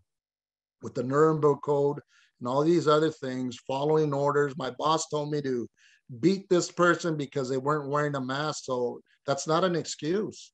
And law enforcement, when all this is said and done, those that are out there, look at Australia, for example. What they're doing to some of those videos, you see what they're doing to human beings is unexcusable. And society will remember those that were involved, and they will be held accountable. They have to. They have to be held accountable. So when a store asks you to leave, and I know that happens quite a bit. I know right now it's not happening as much. Um, but when a store asks you to leave, they'll call law enforcement. Me as a law enforcement officer, I'm going to put it on the business. I'm not taking you to jail for whatever. The business is going to have to be the one to try to prosecute you. They have to do what's called a citizen's arrest. So if they tell you, for example, I know I'm talking about California anyway. In your example, you went to the store and they called law enforcement, right? And then they said you had to leave, and I don't know Well, what law they told you. they said that I had to give them my name Right, and my phone number and my address. right. And they issued me a citation and said if I ever came back to the health food store again, I would be arrested. But if I didn't give them my personal contact information, I would be arrested, and they were going to just take me away right then and there. And this is the officers telling you that, This not the is store owner. right. This is the police officers that the store called on Okay. me. So here, I know here in California, anytime somebody wants somebody arrested for trespassing, for example, to a store, they have to fill out what's called a citizen's arrest form. Me as the officer, it was a misdemeanor committed, but not in my presence. You, the stoner, don't want somebody in here. My officers are gonna be instructed to, hey, okay, they want the person arrested, have them fill out the citizen's arrest form. They sign it at the bottom, and then they put the little narrative as to what it is happened. Now you, as the arrestee, you know, okay, you go along with the process, but then you're gonna get an attorney, you're gonna pursue civil action against whoever you think. The store owner, primarily it'd be the store owner. And the reason for the citizen's arrest is because law enforcement, the government entity in that jurisdiction, doesn't want to get involved because they know it could get pretty ugly and they're going to subject themselves to a lawsuit. But the law in California allows for the citizen's arrest. So the officer is going to say, hey, you need to talk to the store owner because they're the ones that signed that piece of paper. I don't know what the facts are. They put whatever the facts are. If there's an issue or if they lied, you need to go after that store owner and sue them and put them on the hook. And that's what a lot of people are doing now, is they're going after the store owners and those individuals that are involved and taking them to court. If the law enforcement officers take it upon themselves to just be the authority and say, we're going to take you to jail, I mean, there could be some civil rights issues that you as the victim have recourse to. And, you know, we see civil rights violations, abuse of authority.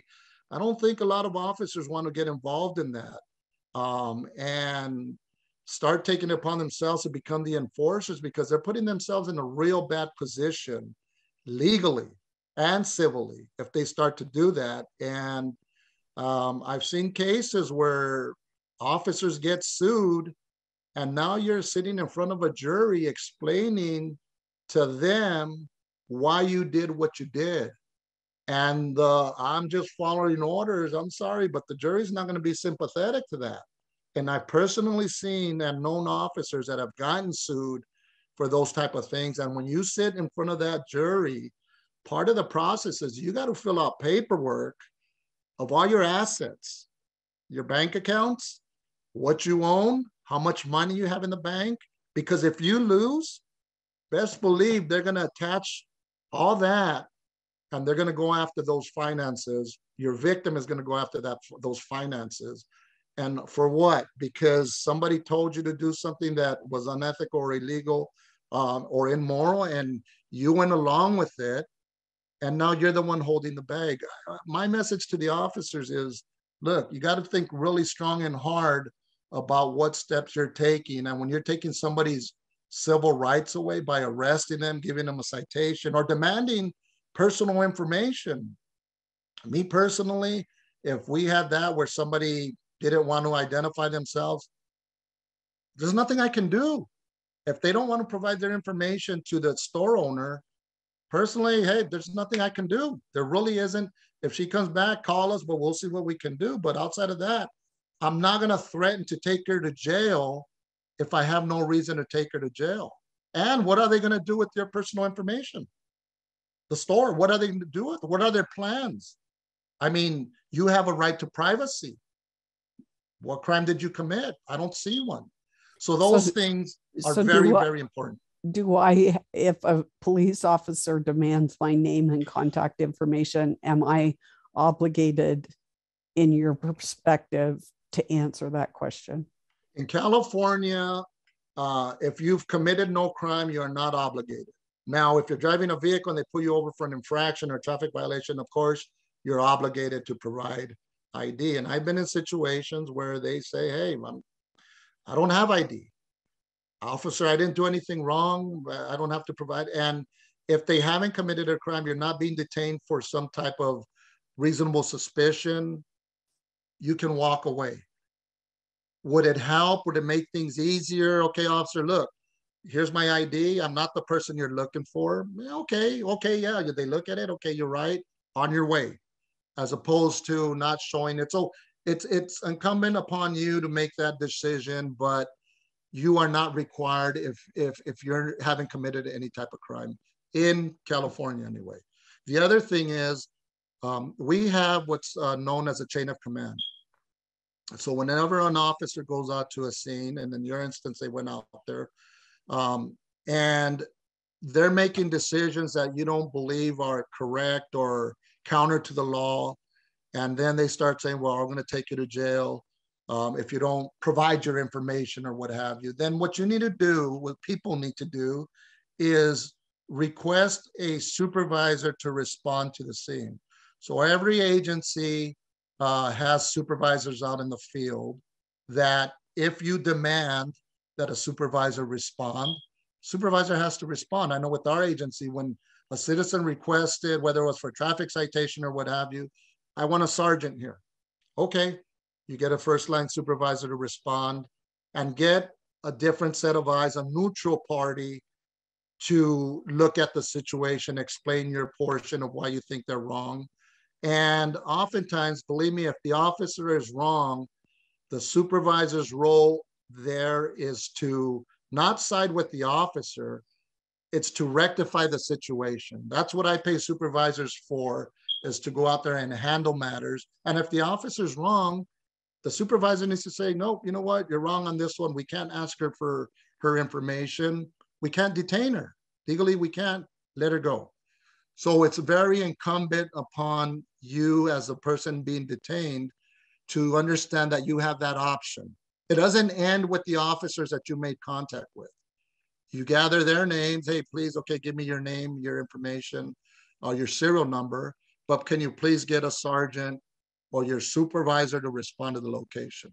Demand it, okay? You have a right to demand that.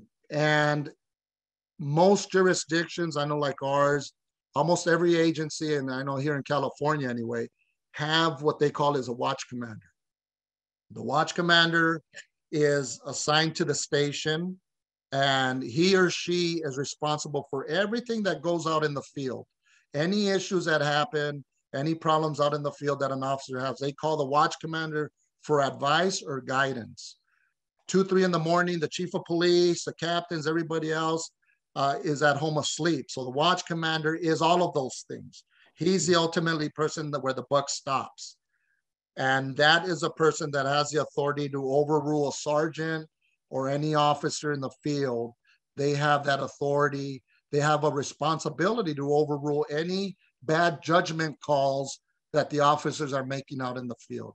I've done it plenty of times where I had to overrule officers. We don't have enough probable cause here. Can't do that. There's no law for that, et cetera, et cetera. You got to let him or her go.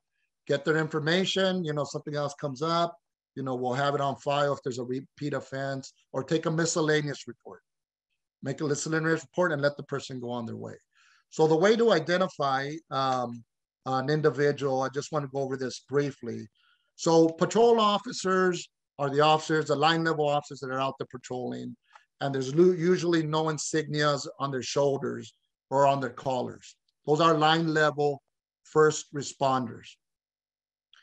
Every line level officer has a field supervisor known as a sergeant, Okay, that's their immediate supervisor in most jurisdictions.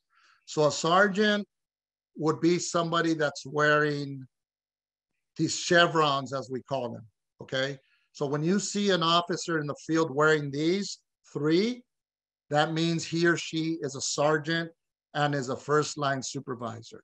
Now, right below the sergeant are bonus deputies or field training officers, and they will only have two of these chevrons, not three.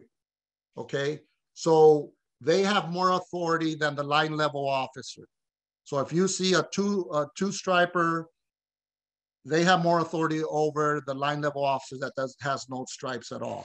Okay, so if there's nobody else there and you see the two striper, talk to the two striper about the issue, because they get paid a little bit more money to train and to be kind of a semi-supervisor right below the sergeant. Okay, so now the sergeant, you see this rocker arm here? Mm-hmm. You'll see a sergeant sometimes with no rocker arm that has this here. But if you see a sergeant that has this, each of these rocker arms signifies 5 years as a sergeant. So if you have two of these, three, each one counts for 5 years. So there's more seniority, more experience, more time on the job. So if you see a sergeant that has none of these as opposed to one that has three, talk to the one that has more seniority. Usually they have more weight and more say in the situation. So the next person above the sergeant is a lieutenant / commander. That was my last rank that I left the department with. And a commander or a lieutenant, I'm going to show you here, has these bars here, right? So it's one bar on the collar. So that's a lieutenant that outranks the sergeant, that outranks the line level officer. He or she is in charge of the line level officers as well as the sergeants, as well as the field training officers. They all fall under his or her command. So you will be able to identify a lieutenant with one bar. That's a lieutenant, okay? Now, if they have two bars right here, they're referred to as railroad tracks. They look kind of like little railroad tracks. That's a captain. That captain is above the lieutenant, above the sergeant, above everybody below the lieutenant. So the lieutenant has one of these on each collar. So you'll be able to identify him. The captain will have one on each collar as well. Okay, so if you see the lieutenant out at the scene, that means he's the highest ranking official if there's no captain out there. So that would be the person that would have ultimate control over the entire situation and can overturn the sergeant and the line level officer's decision. The other thing you want to look for is on their sleeves, you have these, what we call hash marks, okay? Every hash mark here indicates 5 years on the job. So this was my last set here, which I got 30. My next one would have been at 35 years. I would have added another one. So these are on the left sleeve of the long sleeve shirts of the officer. So if you see somebody with a whole ton of these, that tells you 5 years for every hash mark.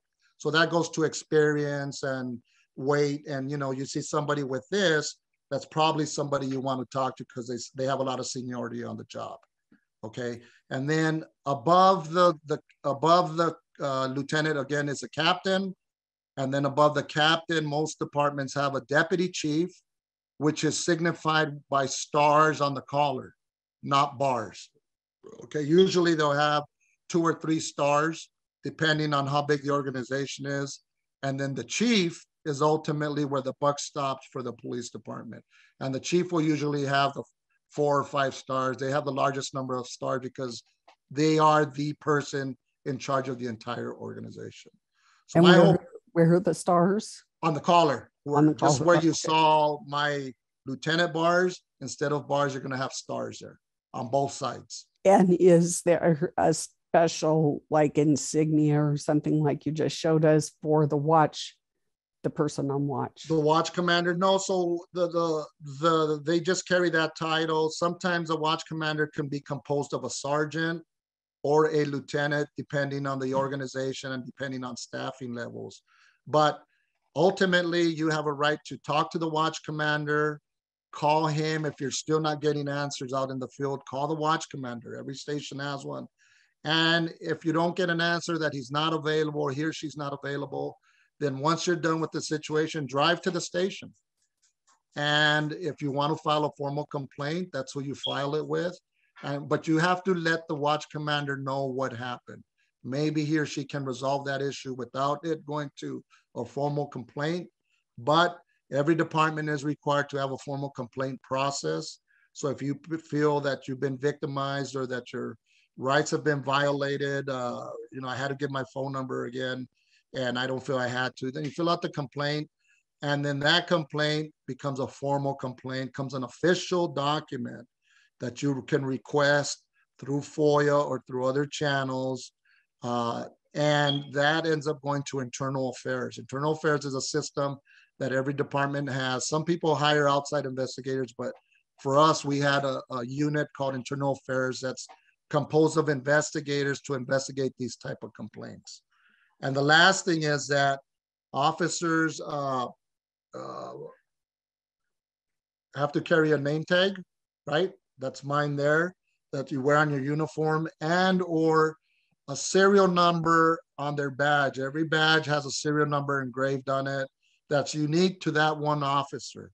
So my badge number, for example, will never be issued to another officer in that department. So it can never be replicated because it's unique to me to identify me 10, 15, 20 years down the line. So the serial number is very important, as well as a name tag. So what do we do in a situation in some of these multi-jurisdictional situations and the officers are not identified?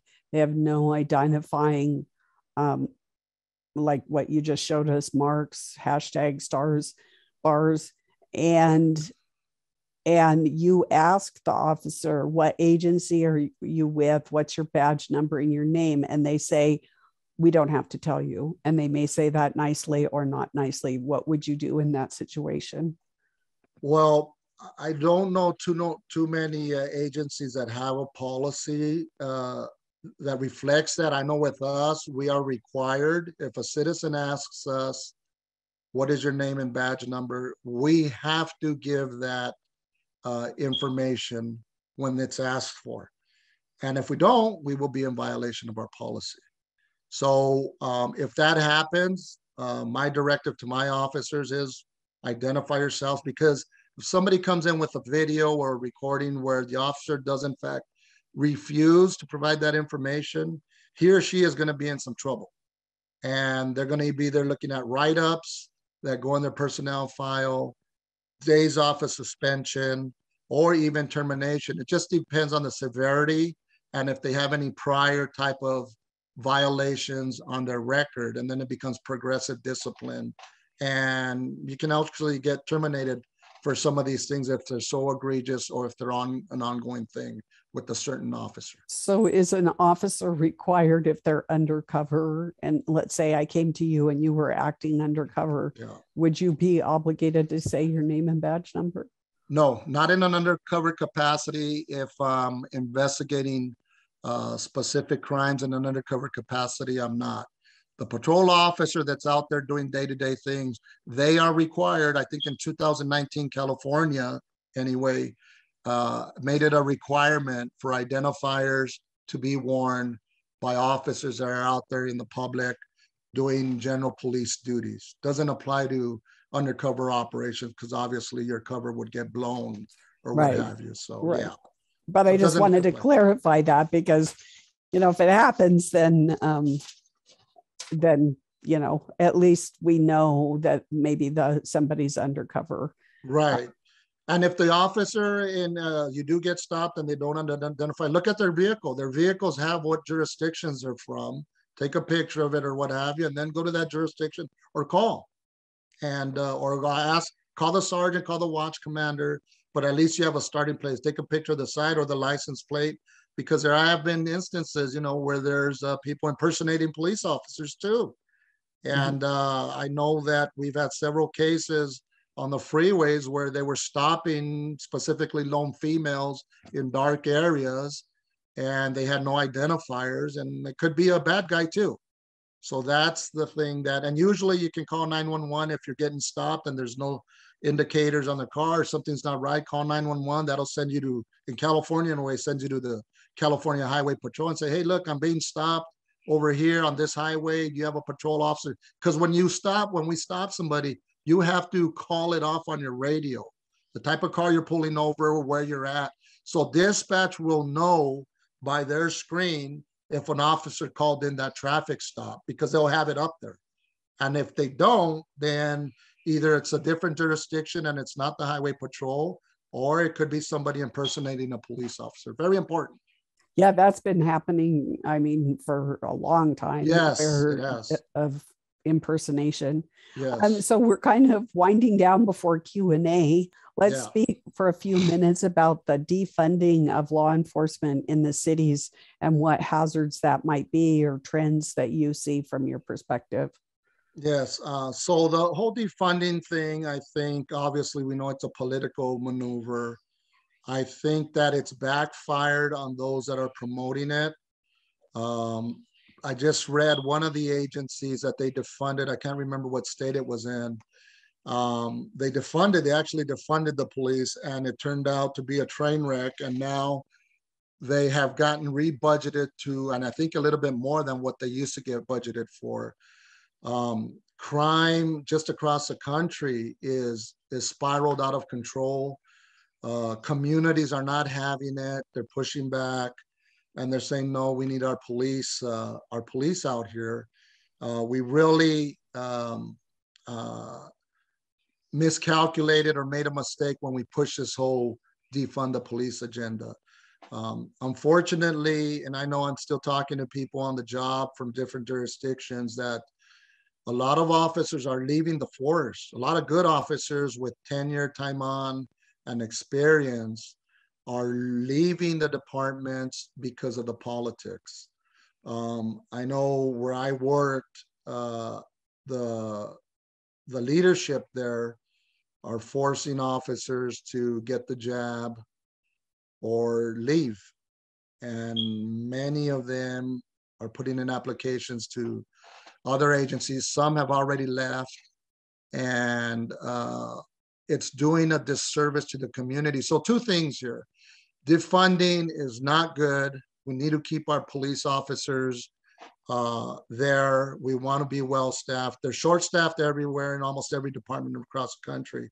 But if your leadership, your elected officials in your jurisdiction are in line with this tyranny and this treatment of officers that's unethical, maybe illegal, the community needs to come back and respond. And if those leaders in those positions that have been elected refuse to listen, get rid of them. You need to get rid of those people. And I know in the LA County Board, the Board of Supervisors have been doing a lot of things that are contrary to the safety of the county. And I know that there's a lot of groups forming that are going to be unseating these individuals for the right reasons. And again, we go back to the money, and I can almost guarantee you that many of those people, mayors and council people, are getting money behind the scenes to promote a lot of this, a lot of these mandates. And the good men and women, the ones I still talk to, are very frustrated, very discouraged with the system that is currently taking place. And look at LAPD. I know you've read the articles there. Unions, first responders, firefighters are suing because they're trying to be forced to take something that they don't believe in for whatever reasons, and they're being terminated, and people are losing their livelihoods. I think that these type of actions do nothing but further deteriorate the communities that we swore to uphold. Along with that, I just want to say that I'm also seeing a lot of good people in the community pushing back on law enforcement for what they're seeing, for the things that they're seeing law enforcement doing to the community, going after people, tackling people for not wearing a mask, arresting individuals, violating rights. The communities are getting tired of it.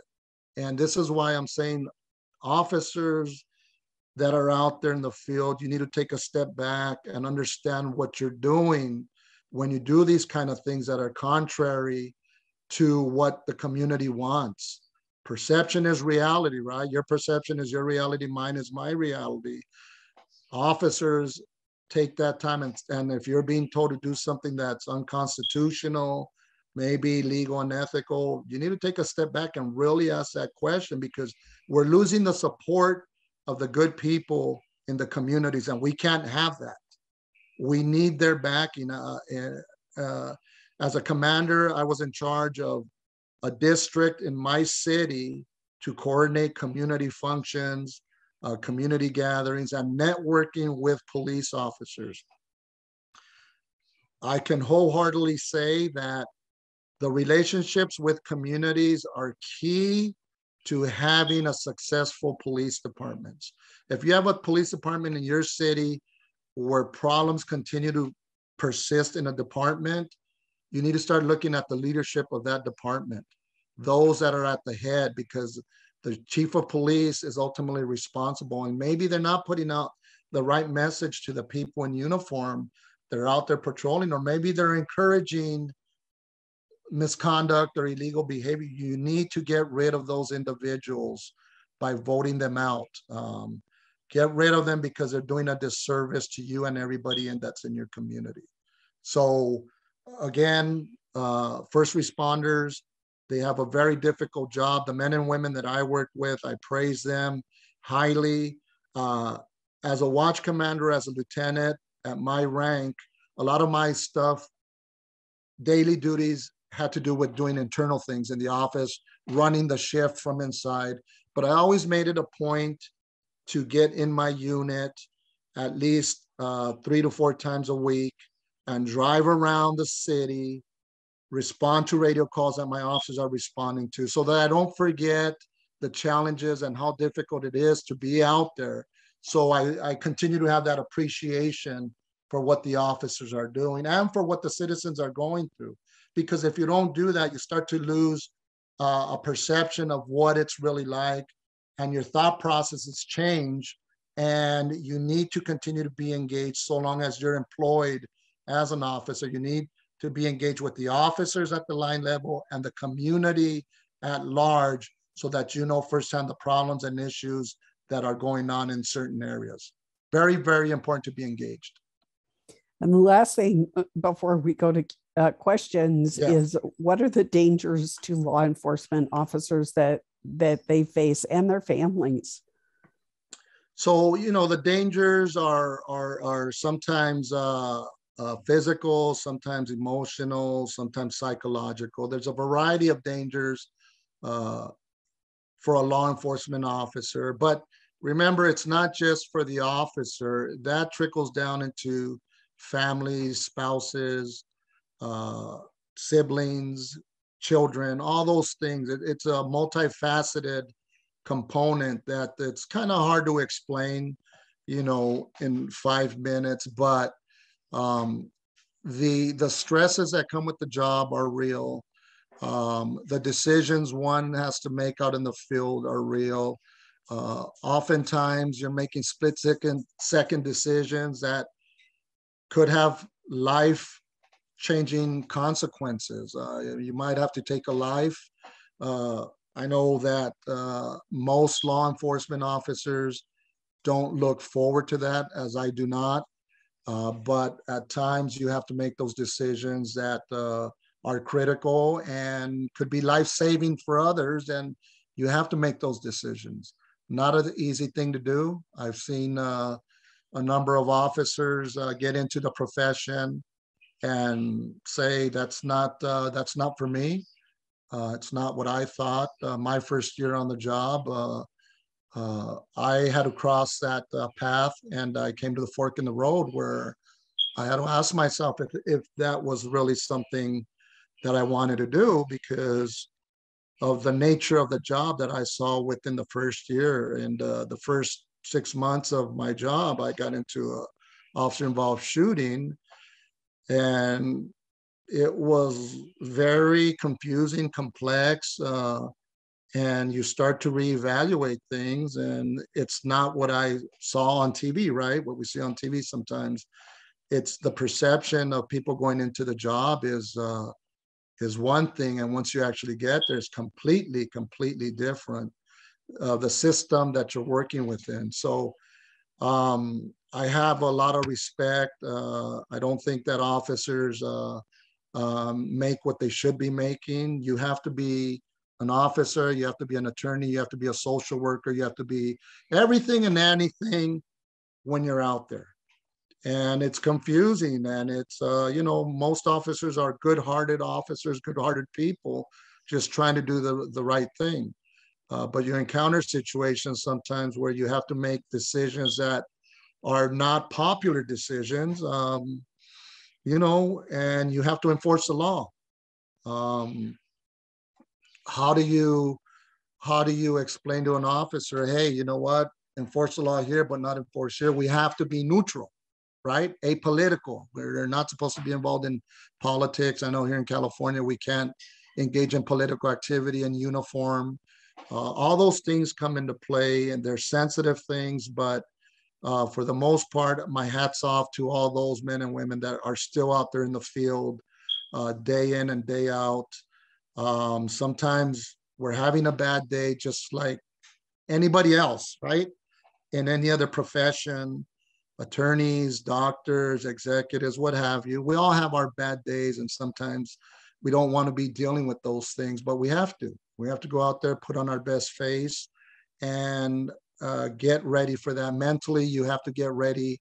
Every time you go on a shift, you have to wind up and get into that mindset, not only in dealing with people, but, unfortunately, they're trying to hurt you as well.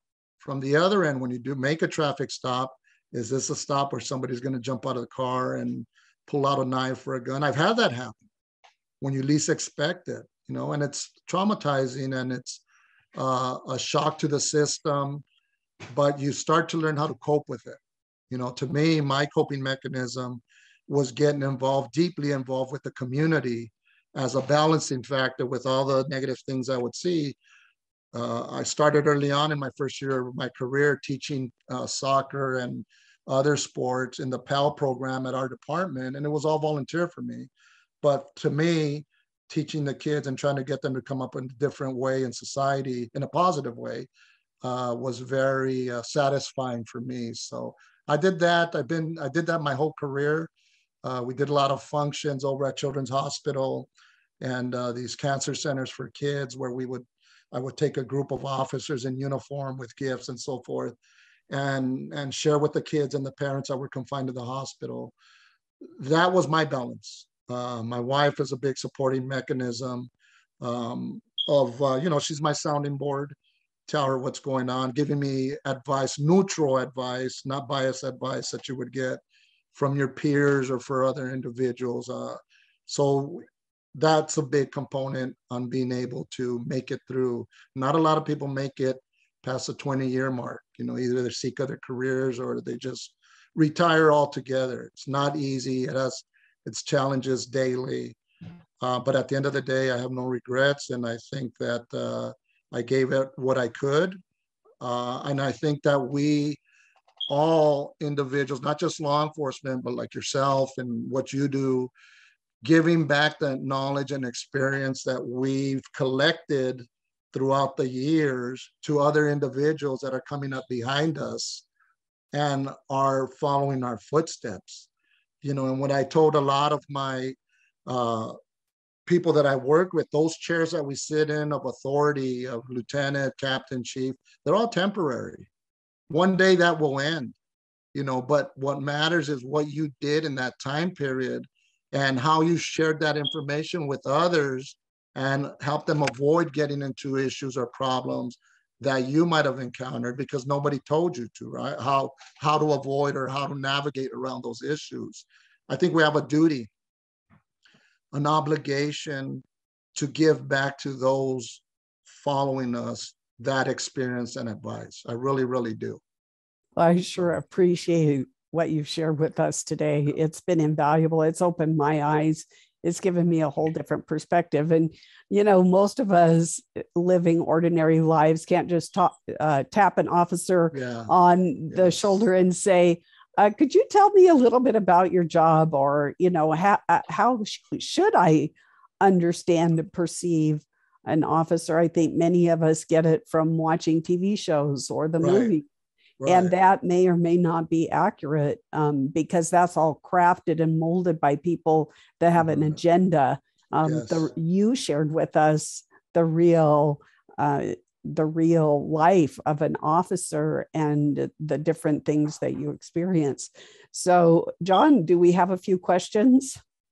Hi, Celeste. Yes, we do have some questions, Celeste. So yes, I'll begin with the questions here. Okay. So first of all, Oscar, this is personal. I just want to thank you for your service. A number of years ago, I worked as a television reporter in northern Minnesota, and obviously part of that job involved me working with the police department and the sheriff's departments. And I came to understand the job that you do as law enforcement in a way that perhaps I wouldn't have done if I didn't have worked as a television reporter. And it gave me a huge respect for all that you do. So I just want to first begin by thanking you for your service. It's really appreciated. Yes, yeah, and it's very well appreciated. Trust me, a word that somebody tells you on the street, or somebody says, "Hey, officer, thank you," just those 2 or 3 words, it changes the officer's day. It really, really does. I can't tell you. I was there when the riots happened here in Los Angeles, and working 24 hours a day, and those sacrifices were very challenging. But even during COVID, we would have our officers who were eating, and people out of the kindness of their hearts would go and pay for the food for the officers as a thank you, you know, and it was very fulfilling and satisfying what it would do for the officers, knowing that they were appreciated. So don't be afraid to talk to an officer, the news reporter, and that's a good example. Look, as a news reporter, your job is also very, very important, just as it is for a law enforcement officer, because what the news says to the public will determine if there's going to be violence, if there's going to be hatred against law enforcement. We all have a critical role to play in what is happening right now. We're hearing a lot of stories of fake news outlets, reporters being discredited. And this reporter, this is a good example. And I'm sure that they did their job with integrity and honor. We need more of that so that we don't have the issues, the hatred against other groups or law enforcement. I think most of us are trying to do the right thing, but it's very hard when a single group is singled out and focused on because a news agency wants to get ratings, for example. We know that leads back to money and so forth, but everybody needs to toe the line in the same direction. And news reporters are a big part of how things turn out in communities and society based on what they're reporting. So thank you, and thank that person as well for what they did. Good. Thank you. Wanted to ask you a question as well, and this is my question, but it particularly relates to the case of the sad case of Derek Chauvin, the police officer, Minneapolis police officer. And what I saw, because I was familiar with the policy and everything in that state, there was a policy in Minnesota, which I was very aware of as a reporter, that if there was somebody died as a result of a police incident, the officers were automatically suspended, and then the case was investigated by the Bureau of Criminal Apprehension. And in the case of Derek Chauvin, the whole process was violated completely. He was fired from his job within a couple of days, certainly long before the BCA reported on it. And political people, governors and such in the state, were already treating him as if he was a criminal Guilty. Yeah. before the case had even been heard. And that really disturbed me because I knew what the protocol was, and it was completely being, his due process was being completely violated. So I wanted to ask you, what was the effect of that Derek Chauvin case on police officers that you're aware of? I mean, it must have had an effect, I assume. What kind of effect did it have? Yes, well, I don't know the specifics. I read a little bit here and there on that specific case, but I know due process was a big one. And here in California, in a way, we have due process. If you're suspected of committing a crime or doing something against policy, they put you. It's not suspension for us anyway. It's administrative leave. They send you home while the investigation continues, and usually that can take about a year or so to investigate. But to fire somebody right off the bat without knowing all the facts, because remember, collecting facts takes time. And it's critical that you have all the facts in place before you make a decision. For those that don't know, I was on the officer involved shoot team for a number of years. And I was called out to scenes all the time, every time there was an officer involved shooting. And there's a certain protocol in place, and that's with most of the agencies here, at least in California, where the officers are isolated. They're not allowed to converse with one another. They're not allowed to change out of the clothing that they were wearing when they were involved in an incident, whether it be a shooting or an instance like Mr. Chauvin, because all that's evidence. So the process requires that the officers be photographed. The officers don't make statements at that time outside of public safety statements. You can ask an officer in California anyway, if I respond to the scene as a supervisor, I can't ask him a lot of specific questions. The only thing I can ask him is, which direction did you shoot? How many people are outstanding? And basically, those are the only things I can ask. And the reason for those is, okay, I shot in this direction, how many times? So I can go look, make sure no stray bullets hit somebody in the house, an innocent bystander. It allows me to do that. But we're not allowed to ask them any other questions regarding the specifics of that circumstances. So when something like that happens, I don't think the public understands the fear that an officer feels, because now you're isolated. They remove your weapon from you. They put you in a room, and now you have to get an attorney. You're waiting for the attorneys to respond. The city's investigators are not going to interview you. And when you're interviewed in something like this, it's not like, hey, my buddy's going to interview me. I'm going to high five him. We're going to chit chat and shoot the breeze. No, this is all formal. And there are serious consequences, that potential consequences, if you're in the wrong. So it's scary, it's stressful. And this goes on not only for the night of the incident, but this could carry on for years. And attorneys involved, and depositions and court hearings, and you're in the middle of all that. And during that time, you could still be relieved of duty at home, or sometimes they'll bring you back and put you down somewhere in communications or somewhere out of the public eye. Now you're being alienated by your peers, like if you've done something wrong. And especially if you know that, hey, I did what the law allowed me to do, what my policy said, but you still have to go through that process. And by the time you come out of it, sometimes you start to question, hey, what am I doing here? I did what you told me to do. I followed the law. And even after I did all this, I protected a victim from getting killed. I'm still treated this way. The stress alone, they say, takes away years of your life, of your lifespan, right? Because of everything that you had to go through, illness, and all these other things come with high stress situations. So yeah, in the Chauvin case, it did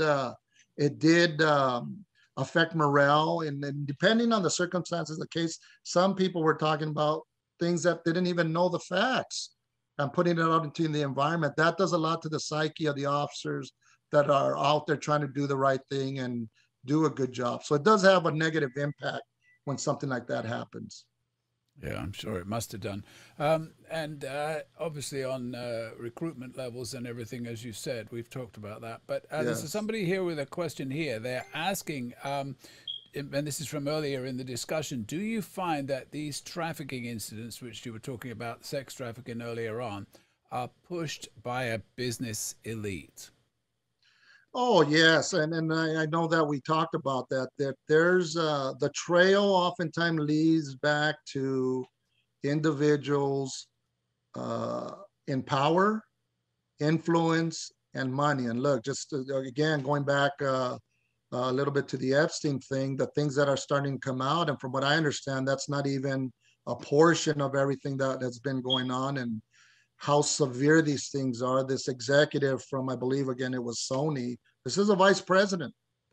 I don't know all the facts, so I'm not saying he's guilty. He has due process as well.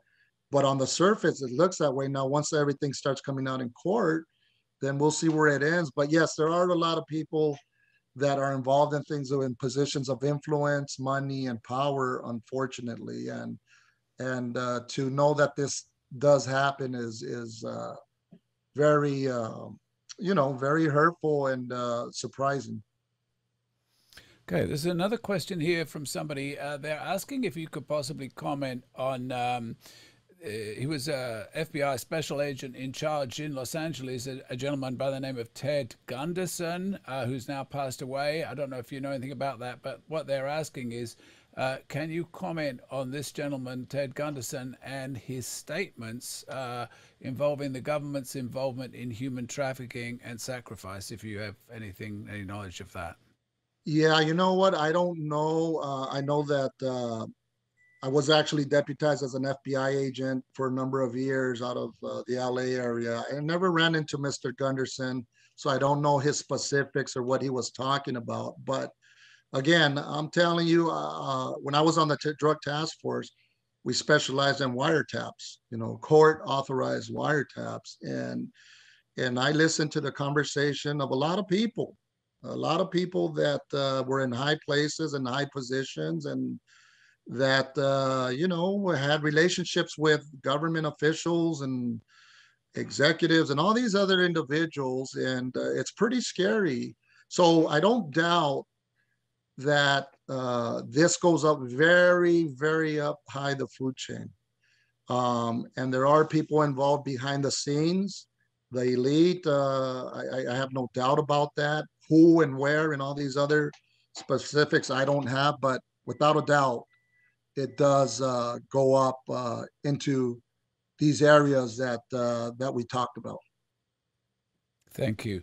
Now, Yeah. this next question, Oscar, came while you were discussing sex crimes, Yes. abuse crimes, and Yeah. the person has written it this way: can you address child upon child? I assume that what they mean by that is sex crimes perpetrated by one child upon another. I assume that's what that means. Right. And then that's what I think. I mean, and it varies, with the 3, 4, 5 years old, with the 5-year-old, I'm assuming, for example, those are hard cases to prosecute because, kids, where's the mindset of a 5-year-old, a 6-year-old? Now, if you have a 5-year-old and a 10-year-old, maybe, I know in California, there's new laws that under a certain age, you can't be charged with a crime. So when we investigate these type of incidences, for prosecution, we bring in special prosecutors that have a wealth of knowledge, forensic people, because the kids have to be questioned in a certain manner in order to determine their mindset and if they knew what they were doing was actually wrong in the eyes of the law and so forth. So we bring in specialists for those type of cases, and you have to do it for something like that because, I mean, those are circumstances that do happen, unfortunately, but at that age, it's pretty hard to prove intent. Okay, thank you. Now, next question here. Somebody writes, since our perception is reality, are we allowed to defend ourselves when it comes time to be forcefully vaccinated in our homes as our life would be threatened? Right, and that it depends on the situation, but if somebody's trying to, whether it's an injection of a jab or a poison or what have that's assault, could be intended as assault with a deadly weapon. And you and I as individuals have a right to defend ourselves, especially in our home. Somebody comes in with a gun in my house and it's a threat to me or to my family, I have a legal right to defend myself or my family by whatever means is necessary. Have it be it a firearm, be it a kitchen knife, a brick, whatever the case might be. We have our right to defend ourselves. Our home is our castle, right? And it's protected by the Constitution, the Fourth Amendment. All these other things fall into place. So if somebody is trying to assault you and trying to do something to you without your approval or knowledge, you have a right to defend yourself. But again, that goes back to the specifics of the situation. It's no different than somebody coming at you with a hammer or some type of other type of weapon. You're not required to sit there and required to get beat in order for you to start to defend yourself. So I have a quick question on that. So it's if somebody was coming at you to jab you and it's an assault, is that a misdemeanor or a felony? It depends on the circumstances. It could be either a misdemeanor or felony. I know in California, the Section 245, assault with a deadly weapon, could be a deadly weapon can even be considered your fists, right? Because a fist can knock you out, make you brain dead, what have you.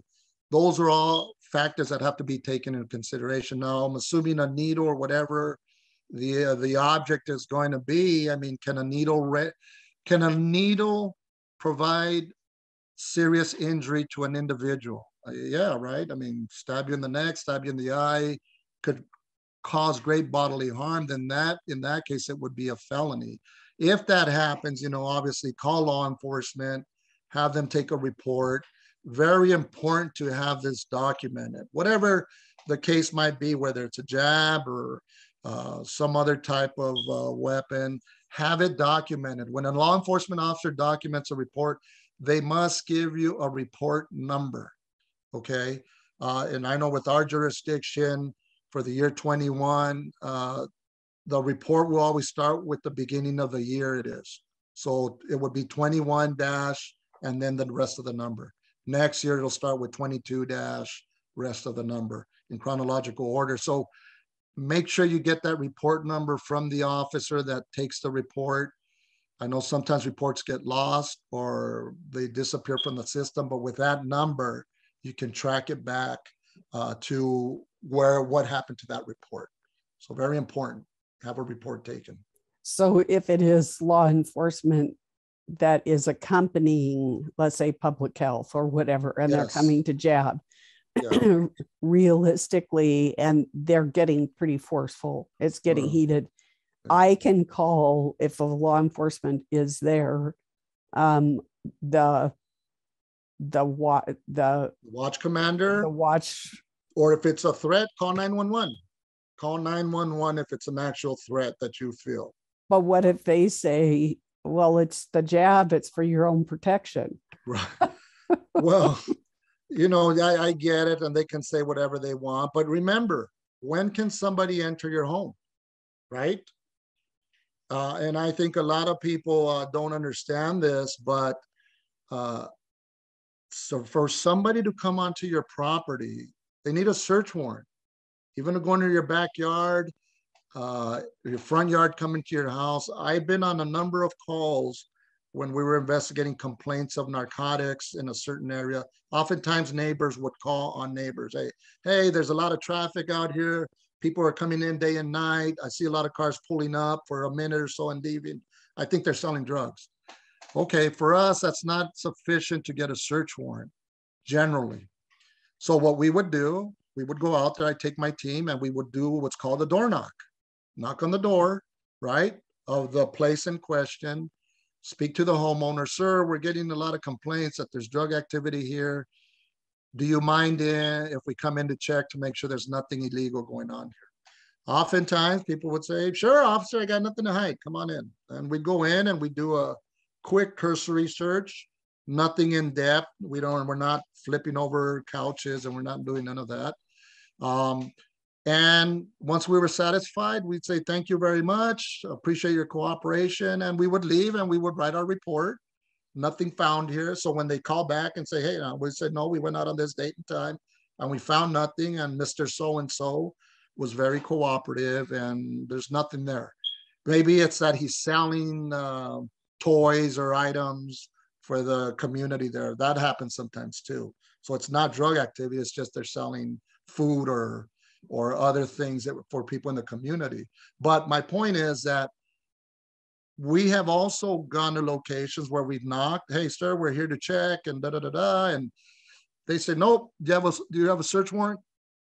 Well, no, this is all just, we're here to see if you allow us to come in. And no, you need a search warrant. Unless you have a search warrant, you can't come into my house and you can't be on my property. Okay, fair enough. And we would have to walk away. I remember a number of instances where we had to walk away, but it was the right thing to do because the law says that's what we have to do. Now, I've heard of other cases where officers go and then they do not get consent and then they push their way into the home anyway. That's illegal. That's illegal and that cannot happen, and officers can be punished and even prosecuted depending on the circumstances for doing something like that. And why would you do that? You know, if they are dealing drugs, it'll come up down the line and you have to do it the right way. We are entrusted to do it the legal and the right way. Now I know where there's been videos of health inspectors coming or going to churches and all these other things. And I've seen videos of law enforcement just standing back and keeping the peace, right? Because we're there, our job is to enforce the law and to keep the peace. It's not to enforce the health department. They got their rules. They got their criteria. I'm going to go out there. I'm going to send my people out there. Hey, your job is strictly to enforce the law and make sure nobody gets hurt or there's nobody punching one another. That's our role. I'm not in there to get into the details. Hey, you have to allow the health department to come in.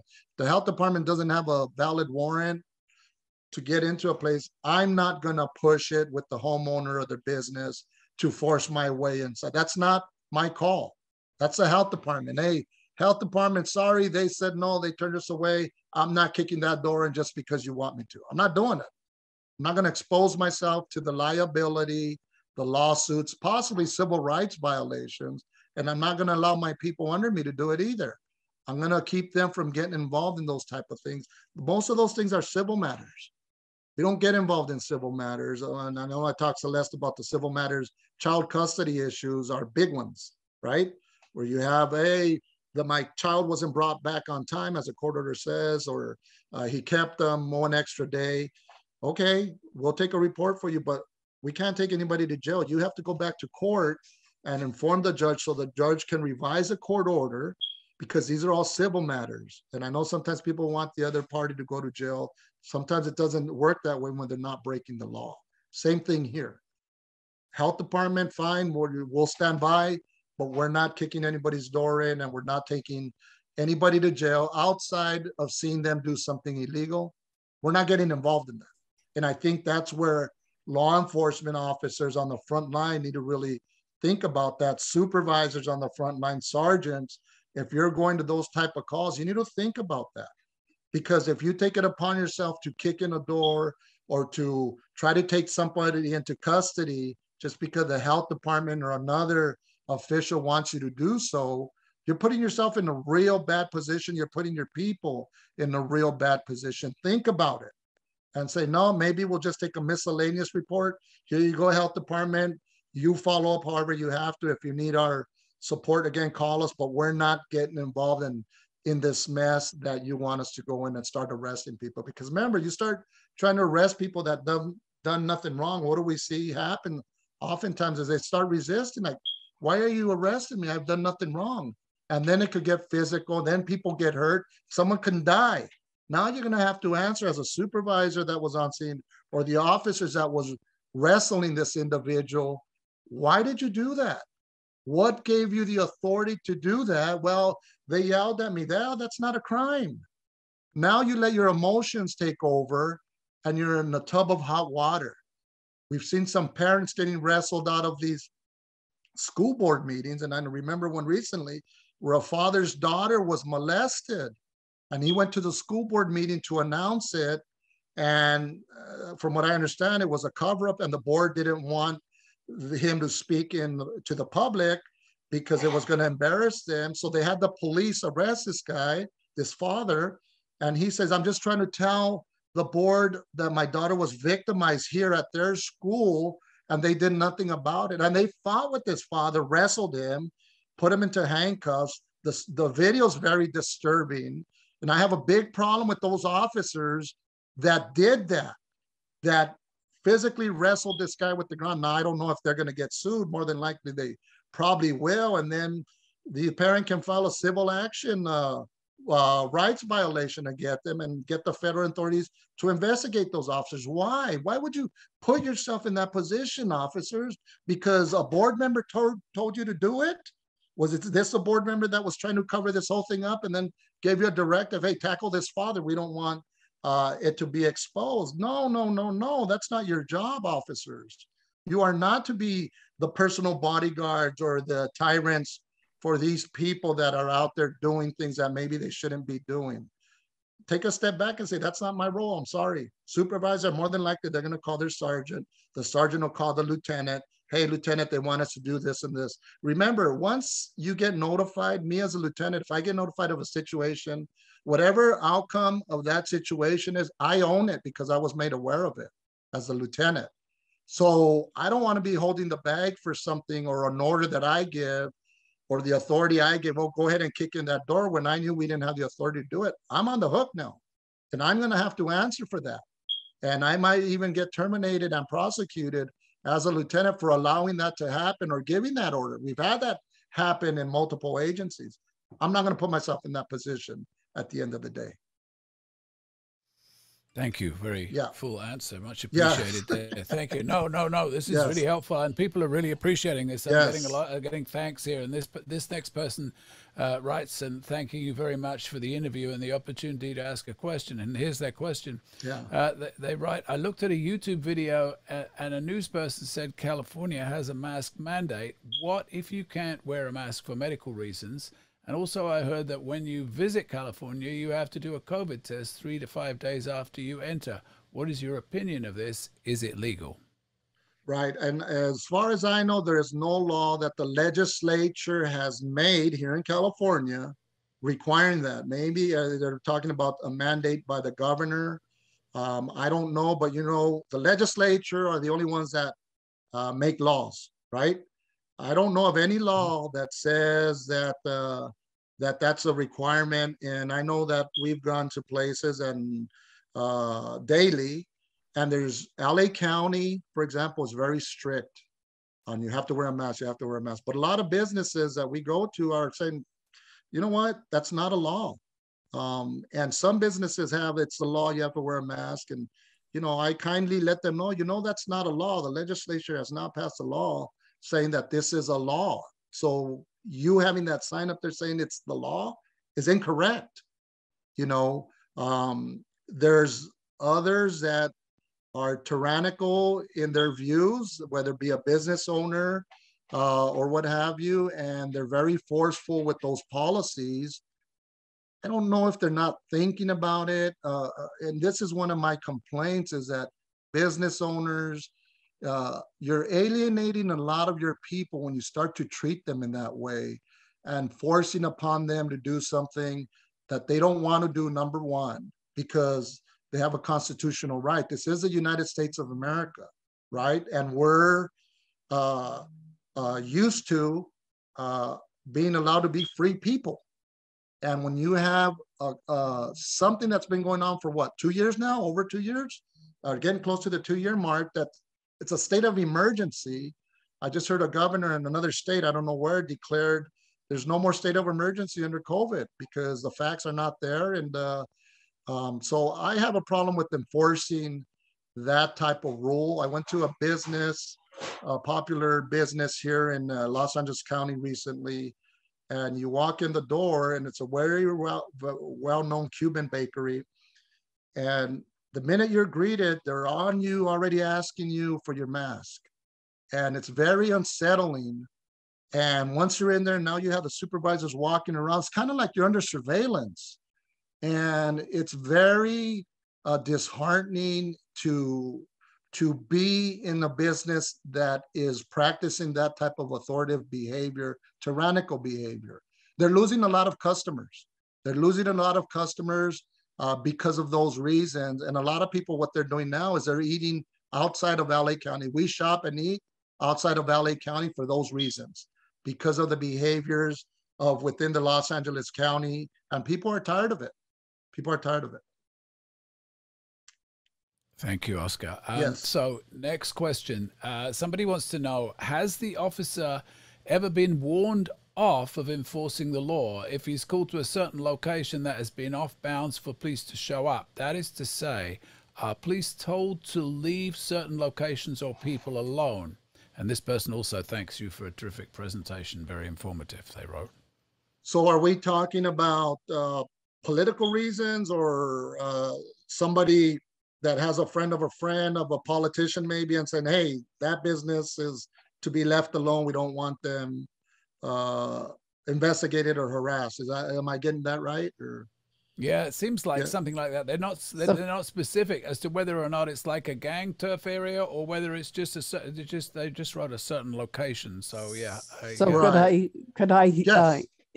Interject experience that I had, and maybe we can, I don't know what the person that was asking it, but I will just give this experience and see what you have to say. So when my oldest was just born, my sister and her husband were living with us, and the guys were working on the car, and I left the baby in the back up.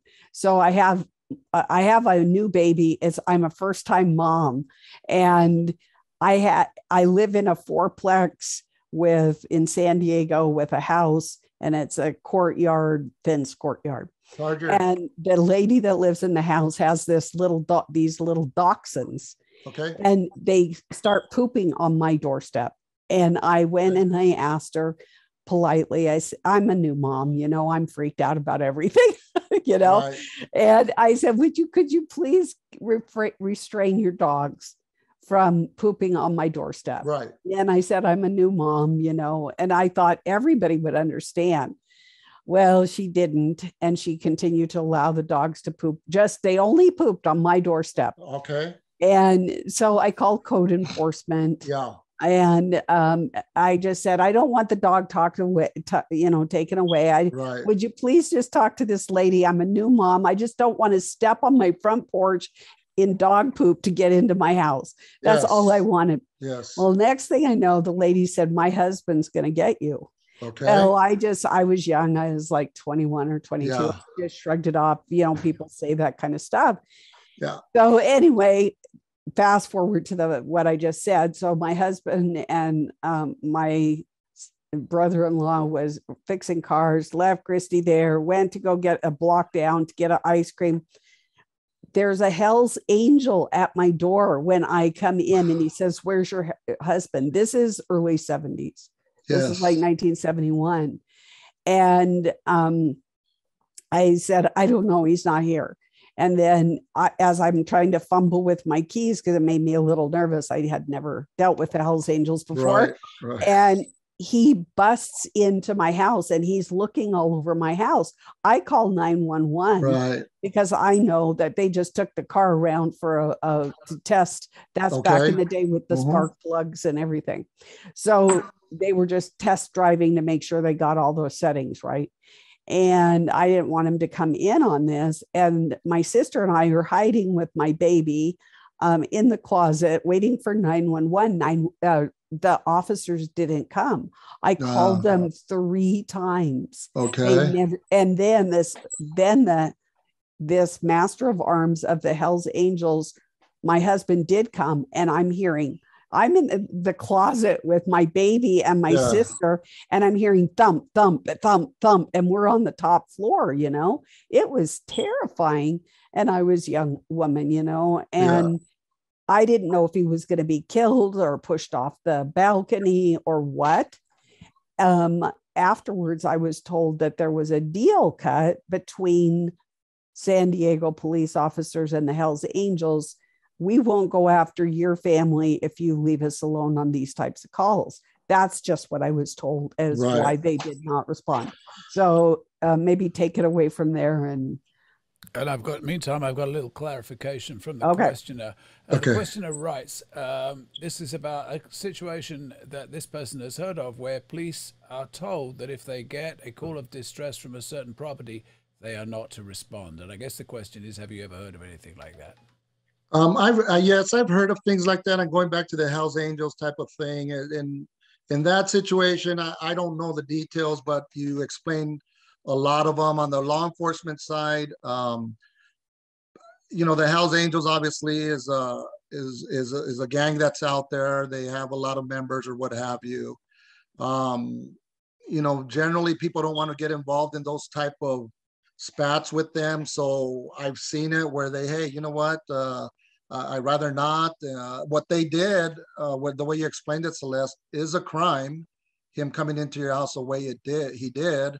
I see various crimes that he committed. I don't know if a crime report was taken, if it was documented, but technically it sounded to me from the facts that you told me that he could have been charged with something, but maybe they chose not to in order to avoid retaliation, although retaliation is a crime.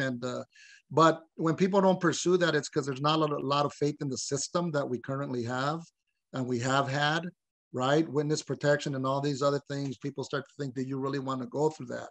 But I have encountered situations where they've been political and saying, hey, this business over here, leave it alone. It's a dispensary. And then the mayor or the chief of police or whoever have a good relationship with them. And we want people to look the other way. And that was one of the things that irked me the most. And when an officer or detective would come to me and say, hey, Lieutenant, I have a case that involves this place here, but they've donated to the mayor's campaign, for example, and it's going to be political. And should I pursue it? And I've had cases like that. And I said, are you a law enforcement officer? What was your oath? Yes, well, yes, Lieutenant, this, and this. Okay. So does the law apply to everybody or just to some? No, and I'm doing this, they're rhetorical questions, obviously, right? And my thing was, do your job. Let me worry about the politics and let the trail lead us where it may. And whoever has to go to jail is going to go to jail, whether they know the council people or the mayor. That doesn't factor into my decision making. If we have somebody committing crimes, we are not going to back off just because of the political influence. Now, if my boss, the captain above me, tells me back off and leave it alone, okay, but you rest assured I'm going to document it formally. So when something does happen down the line and they say, Lieutenant Mejia told his detectives not to investigate. No, it wasn't Lieutenant Mejia, it was Captain so-and-so that gave me a directive. And I'm going to make my captain send me something saying, hey, back off, leave this, because those things eventually come out down the line somewhere. And I'm not going to be the one holding the bag for it. Not only for that reason, but I took an oath to do a job, to not be racially biased, prejudiced, or give out favors. And that's what I do. That's what I expect the people under me to do. And if a politician or any other individual is involved in something illegal, they have to have an answer for that. Regardless of who it is, we cannot allow those type of things to happen as law enforcement officers, because then what do we become? We become a third world police agency where there's no trust. There's people that are being paid off. And I worked narcotics for a number of years, and I can't count the number of times that we seize hundreds of thousands of dollars in drugs and duffel bags of cash. And me as a supervisor was responsible for transporting all that money by myself back to the station, which could have been 20, 30-minute drive at times. And I would put that bag on a number of occasions in the trunk of my vehicle secured, and I would drive back to the station by myself with $200,000, $300,000, $400,000, $5,000 in cash. You know how easy it would have been for me to pull over somewhere isolated, go to the bag and remove stacks of money, nobody would have known. The only person that would have known was me, right? Never in my whole career did I take a penny or anything that didn't belong to me. All those items were evidence. I followed the process, booked it in. And I have people ask me, hey, why don't you take, don't you get tempted to take a couple of bundles? Nobody would ever know. Yes, I would know.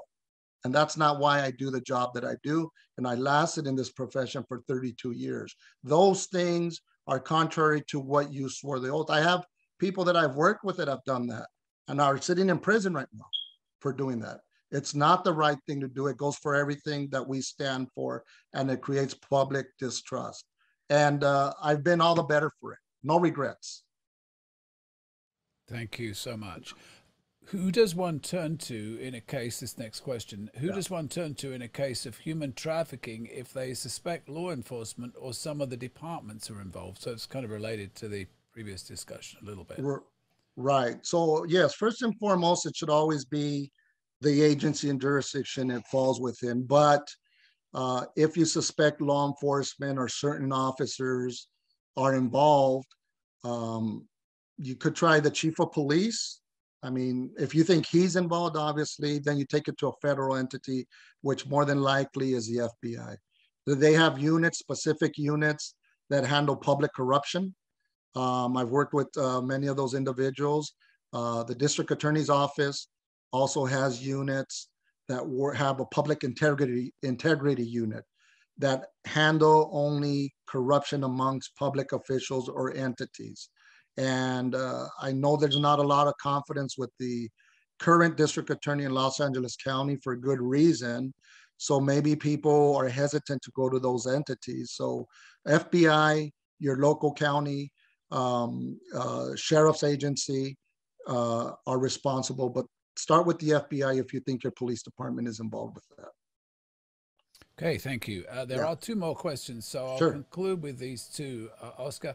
The first of those questions involves what happens in the scenario. What happens if the military get involved in forced vaccinations? How does that affect the scenario? Well, I think if the military gets involved, and I know there's a lot of scenarios people are talking about, which means if they get involved, it's probably going to be the police are going to be, they're no longer going to have authority. I don't know if we're talking about martial law or what have you. That's a scary situation. And what I try to tell law enforcement is, look, if a federal entity or the military comes in and starts doing our job, it's going to affect everybody, including you, who really believed in the cause of going out there and enforcing these masks and all these other things. I mean, there's that possibility. I hope it doesn't come to that. But at the end of the day, we the people are the police, right? The people, that's where it comes from, is you and I and everybody in society are the police, and we have an obligation to police. And I don't think our military, I'm hoping our military wouldn't turn against the people, because they took an oath as well to protect the people by the Constitution. And I think we're seeing examples of leaders that are leaving those positions because they don't agree with the direction that everything is going. And so I'm hoping those men and women on the front lines, whether it's police, military, what have you, hold the line, do what your oath requires, and be honorable behind it, because we're in a tough situation. So I hope it doesn't come to that. Okay, thank you so much. And Oscar, this is the last question. So thank you so much for taking all these questions and for your patience.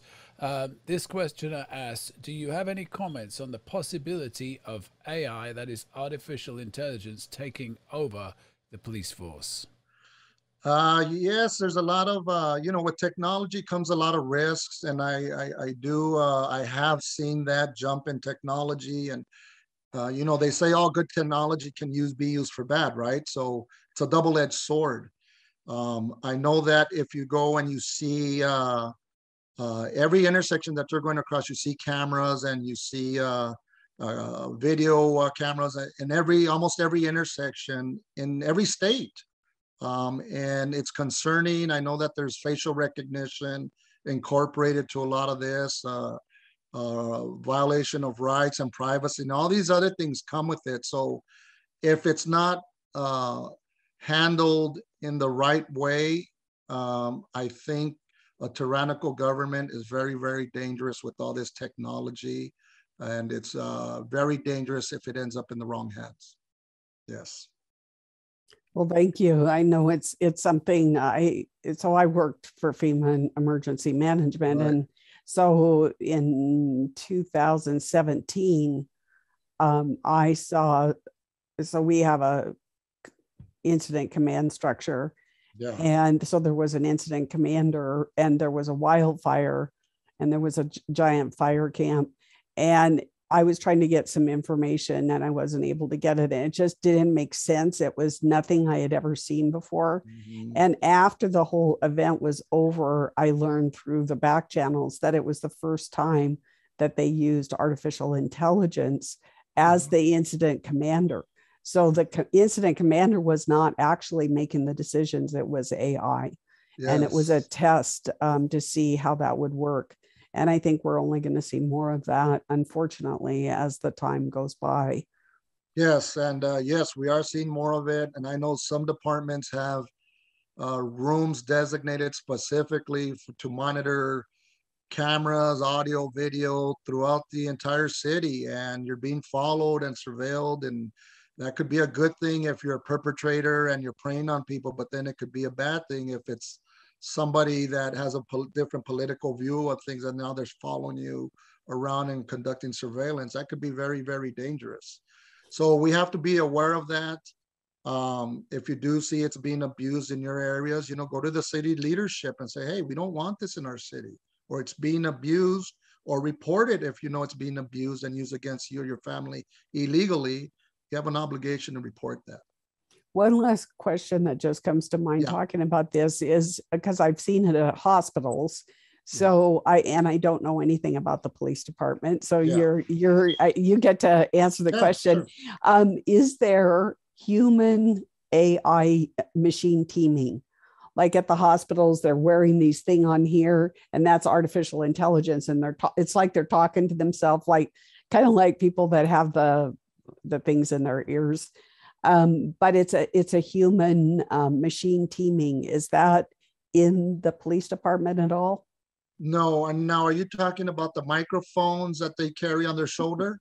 Or no? No, well, it's a little more sophisticated than that. I mean, I know that they talk and they can talk back to, whoever they need to talk to.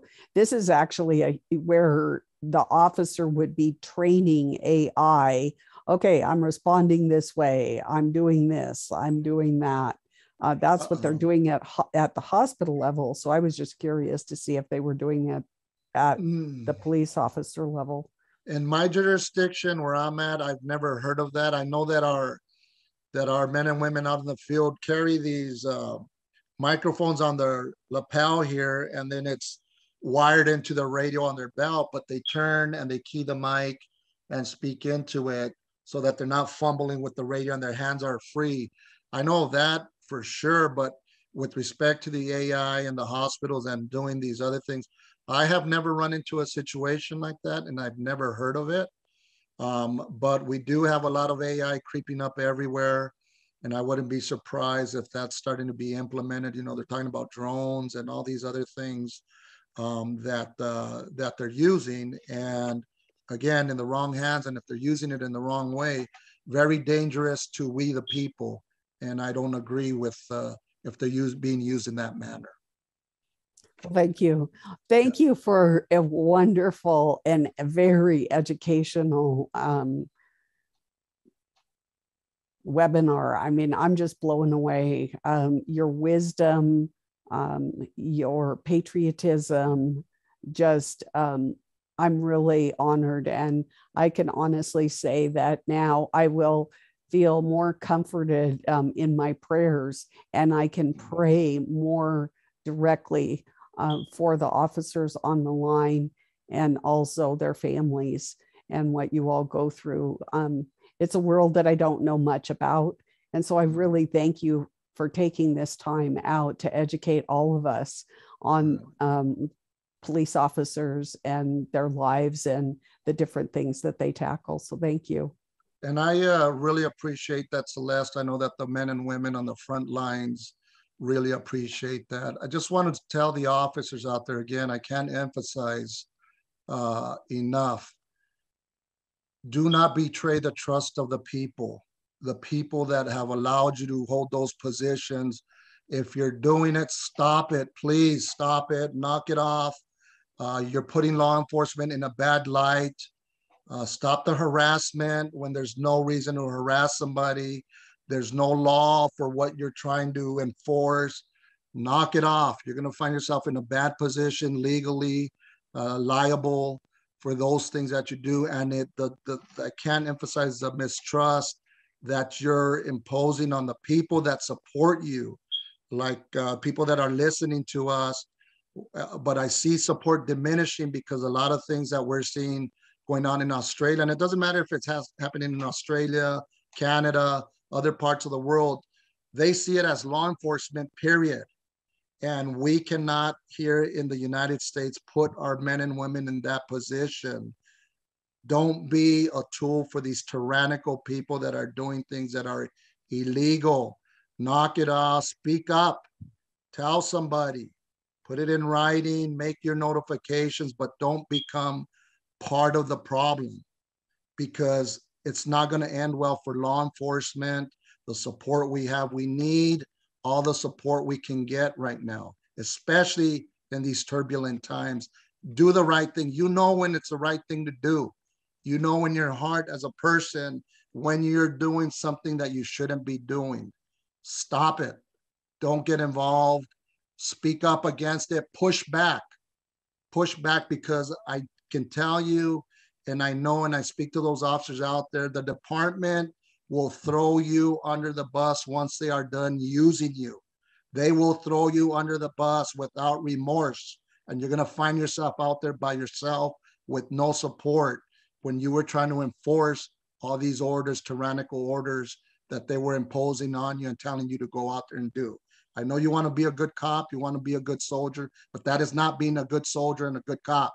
It's not. You're doing the opposite. So please knock it off if you're doing it.